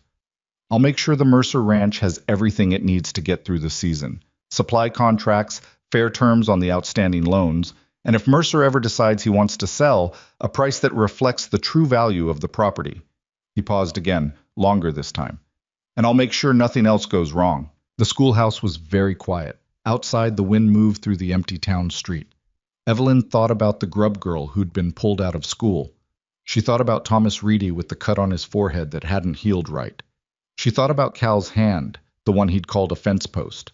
She thought about 7 dead cattle and a poisoned water trough, and a supply wagon with its cargo pushed into the snow. She thought about New York, about the moment she'd understood that Harlan Fitch had won, about the way she'd gone on telling herself for months afterward that she'd done the right thing by fighting through proper channels, even after the proper channels had failed, even after everything was gone. About the particular exhaustion of a person who has lost not just the fight, but the version of themselves that believed the fight was winnable. She had been that woman. She had lived inside that exhaustion for 2 years. She looked at Gideon Voss across the small room of the schoolhouse she had built with scrap lumber and 7 borrowed readers, and whatever was left of herself after New York, and she felt the offer land in the part of her that was still tired, the part that was always tired, the part that had been tired since before she got on the train. It would be easy. She was 52 years old. She was living in a borrowed life in a borrowed territory with a man she'd known for 2 months, and she was tired in a way that sleep did not fully fix anymore. And the offer on the table was, by any practical measure, survivable. She could take it, and the ranch would survive, and she would survive, and Boone would survive, and nobody else would get hurt, except Jonas Whitfield, except the Galveston family. except the 4 other ranching families she hadn't yet reached, but whose stories were probably sitting in the same pattern. Except the next family after them, because men like Voss did not stop when they got what they wanted. They just found the next thing they wanted. She had known that in New York and not been able to do enough about it. She was not going to know it again and do nothing. She looked at Gideon Voss and she said no. I was very still for a moment. Mrs. Hart. No, she said again. I understand your offer. I understand what you're able to do and what you're willing to do and what you intend to do if I refuse you. I understand all of it. Her voice was steady. And my answer is no. Voss looked at her for a long moment. The pleasant expression was still on his face, but it was thinner now, the way paint gets thin when you put it over something that isn't quite ready. You're making a serious mistake, he said quietly. I've made serious mistakes before, she said. This isn't one of them. He held her gaze for another few seconds. Then he turned and walked to the door and opened it, and before he left he looked back at her once. And what she saw in his face was not quite anger and not quite respect, but something that was in the territory of both. The look of a man recalibrating, deciding what kind of problem she actually was. Then he left. The door clicked shut behind him. She stood in the middle of the schoolhouse for a long moment, listening to the sound of horses moving away down the street. Her hands were not shaking this time, which surprised her. She expected them to be shaking. They were completely still. She wasn't sure what that meant. Maybe she'd used up all the shaking over the past 2 months. Maybe she'd simply gotten to the point where the fear was still present, but the hands had stopped reporting it. She went back to her desk and sat down and looked at the letter she'd been writing to the reader supplier, which was half finished and had nothing to do with anything that had just happened. She picked up her pen. She did not finish the letter. She put the pen down and looked at the chalkboard, where the day's lesson was still written. A passage she'd asked the older children to copy out about river navigation, dry and factual, chosen because it built vocabulary and had nothing emotionally complicated in it. The chalk letters were slightly uneven where the board had a warp in it that she'd never fully compensated for. She thought, I have been here before. Not this room, not this territory, but this moment. The moment after you refuse and the door closes and you understand clearly what you've just done and what's coming. In New York, the moment after she'd refused Harlan. Fitch had been followed within a week by the first newspaper story, then the second, then the clients, then the bank. She had fought it for 18 months before she lost. She was not going to have 18 months here. She was going to have days, maybe less, before Voss decided that her refusal meant she needed to be handled more directly than rumors and supply disruptions could accomplish. She needed Webb to move. She locked the schoolhouse and walked to the telegraph office, which was a narrow room attached to the back of the mercantile run by a man named Graves, who was competent and discreet, and who she had paid, once, to send a message to Helena before, and who had not mentioned it to anyone as far as she knew. She wrote a brief telegram, careful, factual, just the facts of the visit and the offer and the refusal, with a final line that said, situation deteriorating, requesting update on timeline. She paid Graves, who took the paper and the money without reading the message, which she appreciated. Then she walked back through town to where she'd left the wagon, and she drove home in the late afternoon cold, and the mountains were going purple against a darkening sky, and the wind was coming down off them the way it always did, cold and personal, looking for gaps. She found Boone in the yard talking to Cal, and the moment he saw her face, he knew something had happened. Voss came to the schoolhouse, she said, before he could ask. Boone went very still. He made an offer, she said. I refused him. The silence that followed had a specific weight to it, and she watched Boone absorb the information and work through what it meant. And she watched the muscle in his jaw tighten and release, the way it did when he was holding something in. What did he say when you refused? That I was making a serious mistake. Boone looked at her for a moment, and she looked back at him, and whatever he was looking for, whatever measure he was taking, she let him take it. Okay, he said. Just that. Okay. Cal, who had been standing slightly behind Boone and listening to all of this, said, I'm going to go check the north fence, in the voice of a man who understands that some conversations are not his. He went. They stood in the yard in the cold. I had to, Evelyn said. It came out quieter than she intended, and she was immediately faintly annoyed at herself for the quietness, for the note in it that was asking to be told she'd done right. I know you did, Boone said. He said it straightforwardly, no particular emphasis, just a fact acknowledged. I'm not questioning it. He'll move faster now. Probably. Webb should have my telegram by tonight or tomorrow morning. I asked for a timeline update. Boone nodded. He looked up at the mountains for a moment, at the purple sky, at the long line of the ridge that marked the eastern border of his property, beyond which Voss's territory began. Whatever comes, he said, we handle it. Together. It was not a speech. It was not particularly eloquent. It was the kind of thing a person said when they meant it too plainly for decoration, and she had lived long enough to know that was the only kind of together worth having. Go inside, Boone said. It's cold. They went inside. The fire was low and he built it up while she put the kettle on, and the kitchen filled with the sounds of an evening that was ordinary, except for everything it was sitting on top of, and outside the wind pushed against the walls of the house, and the dark came down over the valley and the mountains and the distant shape of a man's territory. And somewhere in Helena a telegraph was clicking out a message, and somewhere in Hollow Creek a man was deciding his next move. They ate supper. They drank their coffee.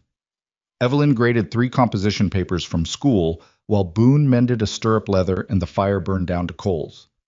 She went to bed and lay awake for a long time, not in panic, just in the alert, watchful way of a person who has made an irreversible decision and is waiting for the world to respond. The world did not keep her waiting long. 3 days after Voss's visit to the schoolhouse, at 2 in the morning, on a night with no moon, the barn caught fire. She woke to Cal shouting her name from the yard. She registered the smell first, sharp and chemical, not the wood smoke smell of an accidental fire, but something underneath it, something applied. And she was out of bed and at the window before she was fully awake, and what she saw lit the whole yard orange and sent shadows running in every direction. The barn was fully engaged, flames pouring out of the hayloft window and curling up the exterior wall, and inside she could hear the horses screaming.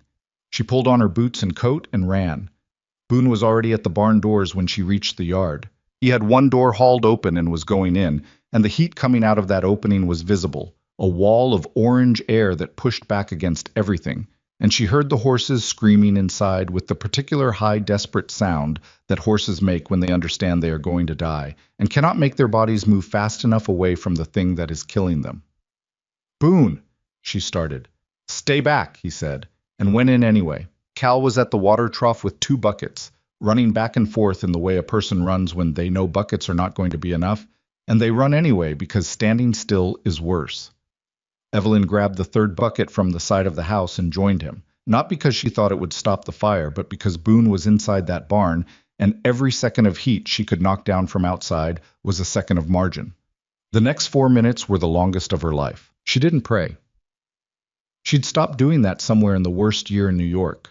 Not out of bitterness, but out of the simple understanding that the things that needed doing required her hands, not her words directed at the dark. She threw water and moved and threw water and moved and watched the barn door and counted seconds without meaning to. Boone came out leading both horses by their halters, one in each hand, moving backward through the smoke at a pace that was controlled enough to be terrifying. Not running, just moving fast. The way a man moves when running would spook the animals, and he needs them calm enough to lead rather than dragging him sideways. He got them to the fence post at the far edge of the yard and tied them off, and they stood there trembling and wild-eyed and alive. And Boone stood with his hands on his knees for a moment and coughed smoke out of his lungs in long, ragged pulls. Cal put his bucket down. Evelyn stood with her bucket still in her hand and looked at the barn, which was going to be a loss. She could see that the loft was fully gone and the east wall was leaning. And then she looked at Boone, who had straightened up and was looking at the fire with an expression that was so far past anger it had gone somewhere else, somewhere colder and more specific. "You're not hurt?" she asked. "No." His voice was hoarse from the smoke.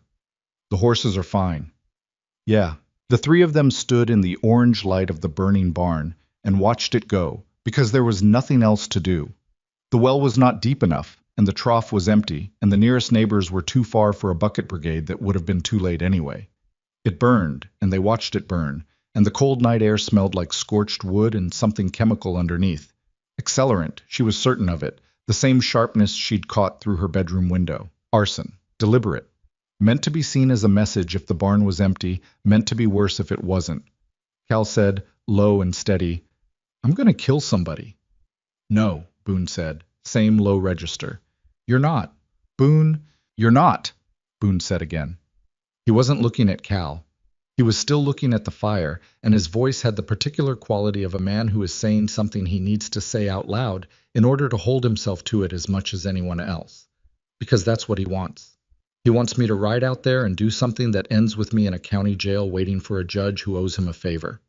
He finally looked away from the fire. He looked at Evelyn. She looked back at him and understood that he was doing the thing she had asked him to do. The thing she had argued for in this kitchen and at that water trough, and in 100 smaller moments over the past 2 months. He was holding on to the slower method because she had convinced him it was the right one, and the barn was burning, and the horses were shaking against the fence post, and he was still holding on to it, and the weight of that was not lost on her. "Webb got my telegram," she said. "He'll move." "When?" "Soon." She said it with a steadiness she did not entirely feel. She said it because it needed to be true, and because Boone needed to hear it, and because all she could do right now, at 2 in the morning with the barn burning down, was hold the line she'd drawn and refuse to step back from it. The telegram response came 36 hours later, delivered to the Mercantile by the morning stage. Graves brought it to the schoolhouse himself, which told her he'd read it, but she didn't have the energy to be annoyed about that. She read it standing at the schoolhouse door. Webb wrote in the clipped, efficient language of a man who communicated by telegram often enough to have internalized its economy. He had received her previous communications. The investigation had been formally opened 4 days ago. He was traveling to Hollow Creek personally with 2 deputy marshals. He would arrive Thursday. She was to take no further independent action. She read it twice. Then she went and sat down at her desk and put her head in her hands for a moment, not crying, just letting the relief move through her in the unsatisfying, complicated way that relief always moves through a person who's been tense for too long. It didn't feel like victory. It felt like the removal of one very specific pressure, which left all the other pressures still present and suddenly more visible.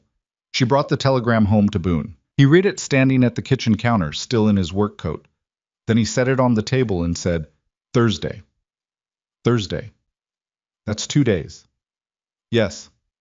He looked at the telegram for another moment. Then, "I need to rebuild the barn." She almost laughed. It came out as something that was halfway there. A short exhale that had more feeling in it than a full laugh would have. "Yes," she said. "You do."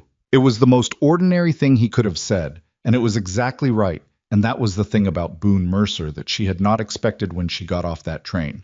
Not his stubbornness, which she'd been prepared for, not his practicality, which was obvious, but his specific gift for knowing when to keep his feet on the ground, when to stop looking at the horizon and look at the thing in front of him that needed doing. She had spent 2 years in New York looking at the horizon, at the appeal she was going to file, at the case she was going to win, at the life she was going to reclaim, and in doing so, she had failed to rebuild the smaller things while she still could.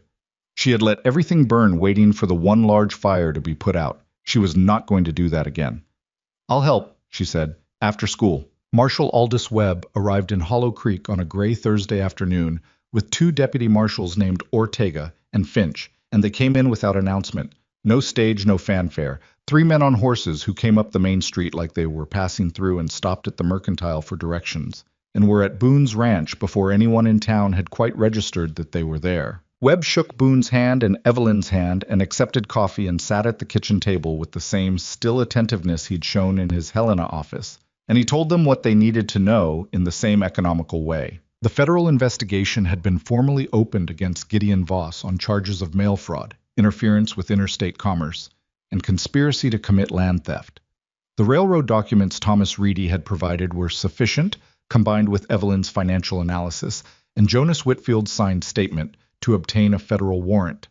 There were, Webb said, looking at Evelyn, also indications that Voss's methods had been used in 2 other counties over the past decade, which meant the case was larger than Hollow Creek and had attracted attention from the federal attorney's office in Washington. "Larger," Evelyn said, "significantly." Webb set down his coffee. "You built a local case. What you actually found is the tail end of a pattern that goes back 15 years and across 3 territories." He paused. "The barn fire helped, as it happens. Arson is a federal charge when it's part of an interstate scheme, and Voss was sloppy with the accelerant. His man left a boot print in the mud at the east fence line that matches a boot type sold exclusively at one supplier in the territory, and we have a purchase record." Boone said nothing. He turned his coffee cup slowly on the table. When do you move? Evelyn asked. Tomorrow morning, Webb said. Early. She nodded. She thought about asking whether they needed anything more from her, more documents, more statements, and then decided against it. She had given Webb everything she had, twice over. The case was in his hands now. That was what she had built toward, that transfer of weight, and the instinct to keep holding on was just an instinct, not a reason. One more thing, Webb said. He looked at her. The rumors that circulated here about your history in New York, the suggestion that you had a pattern of causing trouble and moving on. His voice was careful, but direct. I looked into it. The source of those rumors here traces back to a letter sent to Hollow Creek's alderman from a business associate of Harlan Fitch in New York, a man named Garrett Cole, who has his own connections to a land investment company with ties to Voss's railroad interests. He let that settle. It wasn't coincidence that those rumors surfaced when they did. Voss and Fitch move in the same circles. They likely compared notes. The kitchen was very quiet. Evelyn sat with this for a moment. The specific exhaustion of learning that two separate ruins had the same architect, that New York and Montana were not two different catastrophes, but one long continuous effort by a connected network of men to remove her from any place where she'd built something worth having. She'd wondered sometimes in the worst nights if she was the problem, if she carried something with her that attracted destruction. She hadn't let herself dwell in that thought because dwelling in it was useful to no one, least of all herself. But it had been there, in the background, the way doubt always is when you've lost enough times. Thank you for telling me, she said. Her voice came out steadier than she expected. Webb nodded. It matters that you know. He and his deputies left for the boarding house in town. Boone walked them out, and Evelyn stayed at the kitchen table and looked at the grain of the wood for a while, at the scratches and rings left by 2 months of ledger work and coffee cups, and the evidence of a life being rebuilt from scratch. Fitch and Voss. Connected. 2 men, one long mechanism. She thought about all the other women who might have intersected with that mechanism and not found their way to a kitchen table with enough evidence to call a federal marshal. She thought about Jonas Whitfield's face and Thomas Reedy's cut and Cal's hand. She thought about the children in the schoolhouse, the ones who'd kept coming and the one who'd been pulled out. She thought about this version of herself who had gotten off the train at Hollow Creek platform in tears, with one suitcase and no particular plan except forward, because backward was gone. That woman had not known she was walking into the continuation of something that had started in New York. She had thought she was running away from one thing. She had actually, without knowing it, walked directly toward the place where she could finish it. There was something in that. She wasn't sure it was comfort exactly. Maybe just coherence. A shape to things that she hadn't been able to see while she was in the middle of it. Boone came back in from walking the marshals out and looked at her at the table and said, "You all right?" "Yes," she said. And then, because he'd earned the fuller answer, Voss and Fitch knew each other. The rumors here, they came from New York. It wasn't random. It was the same machinery. Boone sat down across from her. He looked at her steadily, and he didn't say "I'm sorry" because he'd already said that once, and he was not a man who repeated himself on things that mattered. What he said was, "So you stopped both of them." She looked at him. "We haven't stopped anyone yet. Tomorrow." "Tomorrow," he agreed. "But you built what tomorrow needs to happen." She didn't argue with that. Gideon Voss was arrested on a Friday morning at his property, with Webb and both deputies and the sun barely up over the eastern ridge. Evelyn wasn't there. She was at the schoolhouse, because it was a school day and there were 7 children who needed their lessons, and she had decided when she lay awake Thursday night thinking about it, that the most honest thing she could do on the morning that Voss was arrested was to be doing the work she'd said she was doing all along. She found out about the arrest from Ellen Whitfield, who came to the school at 10 in the morning looking like she'd run part of the way, which she had. "They took him," Ellen said from the door, slightly breathless. "Webb and his men, an hour ago. He's in federal custody." She stopped. "It's done." The 7 children in the room had stopped their work and were watching the 2 women at the door. One of them, a boy named Henry, who was 10 years old and whose father had lost a supply contract 2 years ago, said, "Does that mean the bad man's gone?" Evelyn looked at him. "Yes," she said. "That's what it means." The trial took 3 months. It was held in Helena, not in Hollow Creek, because Voss's lawyers argued successfully that a local venue was prejudiced, which was true, but not in the direction they meant. Webb testified. Ortega testified. Jonas Whitfield sat in the witness box for 4 hours on a Tuesday and gave his account in the flat, specific way of a man who has had 2 years to remember every detail. And when Voss's lawyers tried to suggest he was confused about dates and amounts, Jonas looked at them with the patience of someone who has gone over those numbers in his own head more times than they had and said simply, "I'm not confused." Thomas Reedy testified by written deposition, which Webb had taken in person, because Thomas was not in a condition to travel to Helena comfortably, but was in a condition to put his name to a statement that the lawyers could not successfully challenge.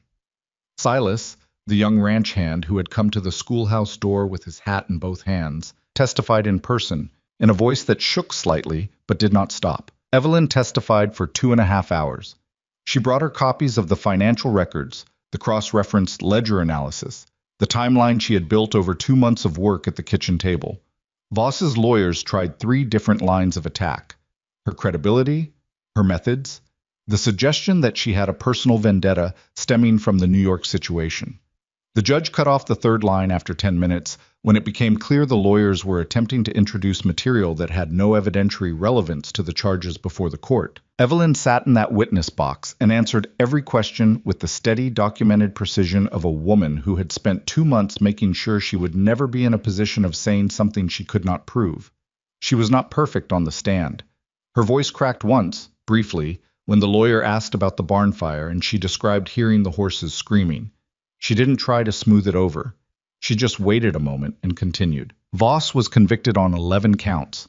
Federal prison, with a sentence that meant he was not coming back to the Hollow Creek Valley in any meaningful time frame.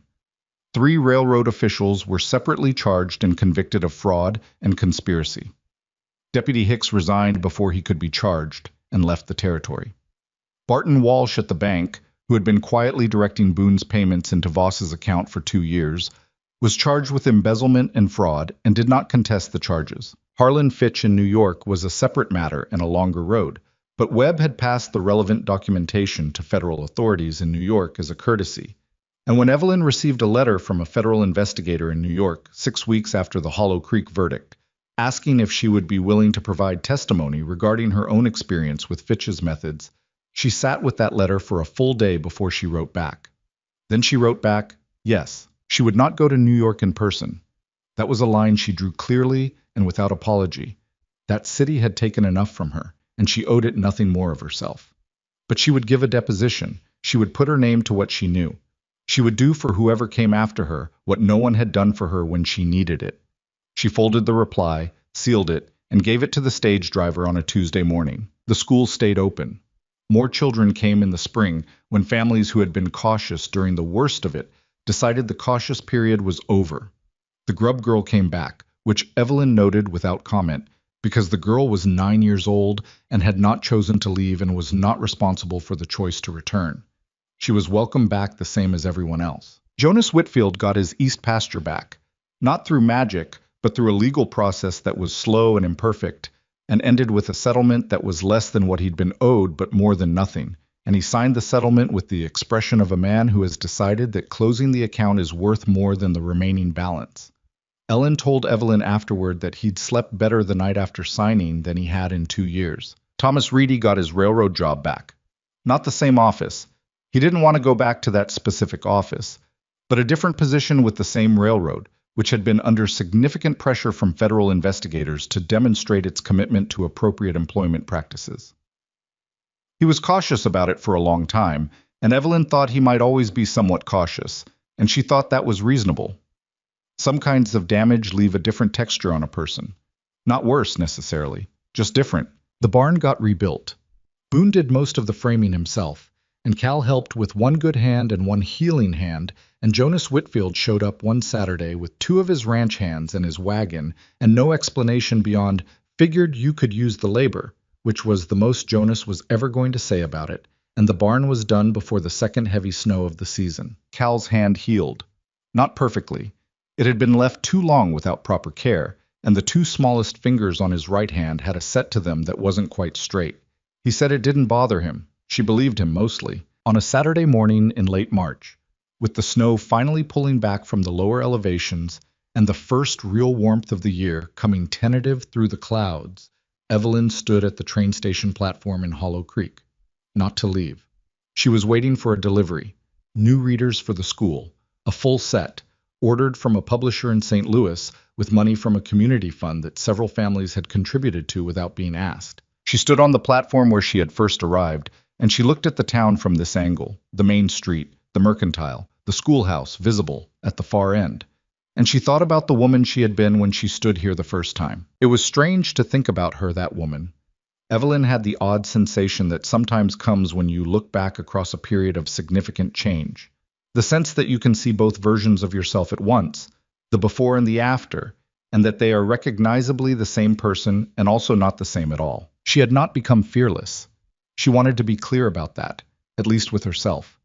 She was afraid of things still, afraid of the familiar mechanisms of powerful men, afraid of the way reputations could be constructed and destroyed with enough money and enough willing newspapers, afraid sometimes in the night of the specific silence that precedes bad things. The fear had not gone away. She had just gotten better at making decisions that didn't consult the fear first. She'd learned that in New York and lost the lesson somewhere in the destruction. Montana had given it back. Boone came up the road in the wagon at 9:45 because the delivery was coming by stage, and he'd offered to help carry the boxes. He pulled up beside the platform and climbed down, and he looked at her standing there in the morning light and said, "They're not late yet, you know." "I know." She looked at the empty track. "I was just thinking." About what? She considered how to say it. Boone was not a man who needed things adorned, so she didn't adorn it. "About the day I arrived," she said, "standing on this platform. I was so ashamed of myself." He was quiet for a moment. "For crying?" "For all of it. For losing everything in New York. For answering a matrimonial advertisement. For having nowhere else to go." She paused. "I thought my life was essentially finished, and I was just managing the ending of it." Boone leaned against the wagon with his arms crossed and said nothing, which was his way of listening. "I was wrong," she said. "It came out simply because it was simple. Not about the fear was accurate, but about what was possible." She turned and looked at him. "You didn't send me away. You didn't give me a reason to. I was crying on a public platform." "You were having a hard time," he said. "That's not a reason." She looked at him for a moment. This stubborn, unremarkable, fundamentally decent man who had stood up on a train platform in front of the whole town and said that survival mattered more than gossip, and who had meant it, who had let her look at his books and ask his questions and build something at his kitchen table, and had trusted her assessment of people and never once, in the worst moments, asked her if she was sure. "Thank you," she said, "for all of it." He muttered a short sound that was the closest he usually got to dismissing a compliment. "You saved the ranch." "We saved the ranch," she said. "There's a difference." He looked at her for a moment and something moved across his face, the private, careful kind of thing that moved across Boone Mercer's face when he felt something he didn't have words for. Then he said, "Yeah, there is." The stage came at 10 past 10, rattling up the road with a driver who complained about the weight of the boxes, and they loaded the readers into the wagon and drove back through town and stopped at the schoolhouse. And the children were already there waiting because word had gotten out that the new books were coming. And Henry, the 10-year-old whose father had lost the supply contract, helped carry boxes from the wagon to the classroom with the seriousness of a person doing important work. The school smelled like chalk and wood smoke, and the faintly dusty, promising smell of new books. Evelyn stood in the middle of it and looked around at the desks and the chalkboard and the 11 faces watching her open the first box, and she thought, "This is the thing I built." Not the case against Voss, that was necessary, that was justice. But it was a removal rather than a creation. This was a creation. This room, these children, this ongoing, ordinary, unremarkable work of one person showing up and teaching the next generation what they needed to know to navigate a world that would not always be fair to them. This was what outlasted powerful men. Not anger, not revenge, not even justice, finally, though justice mattered.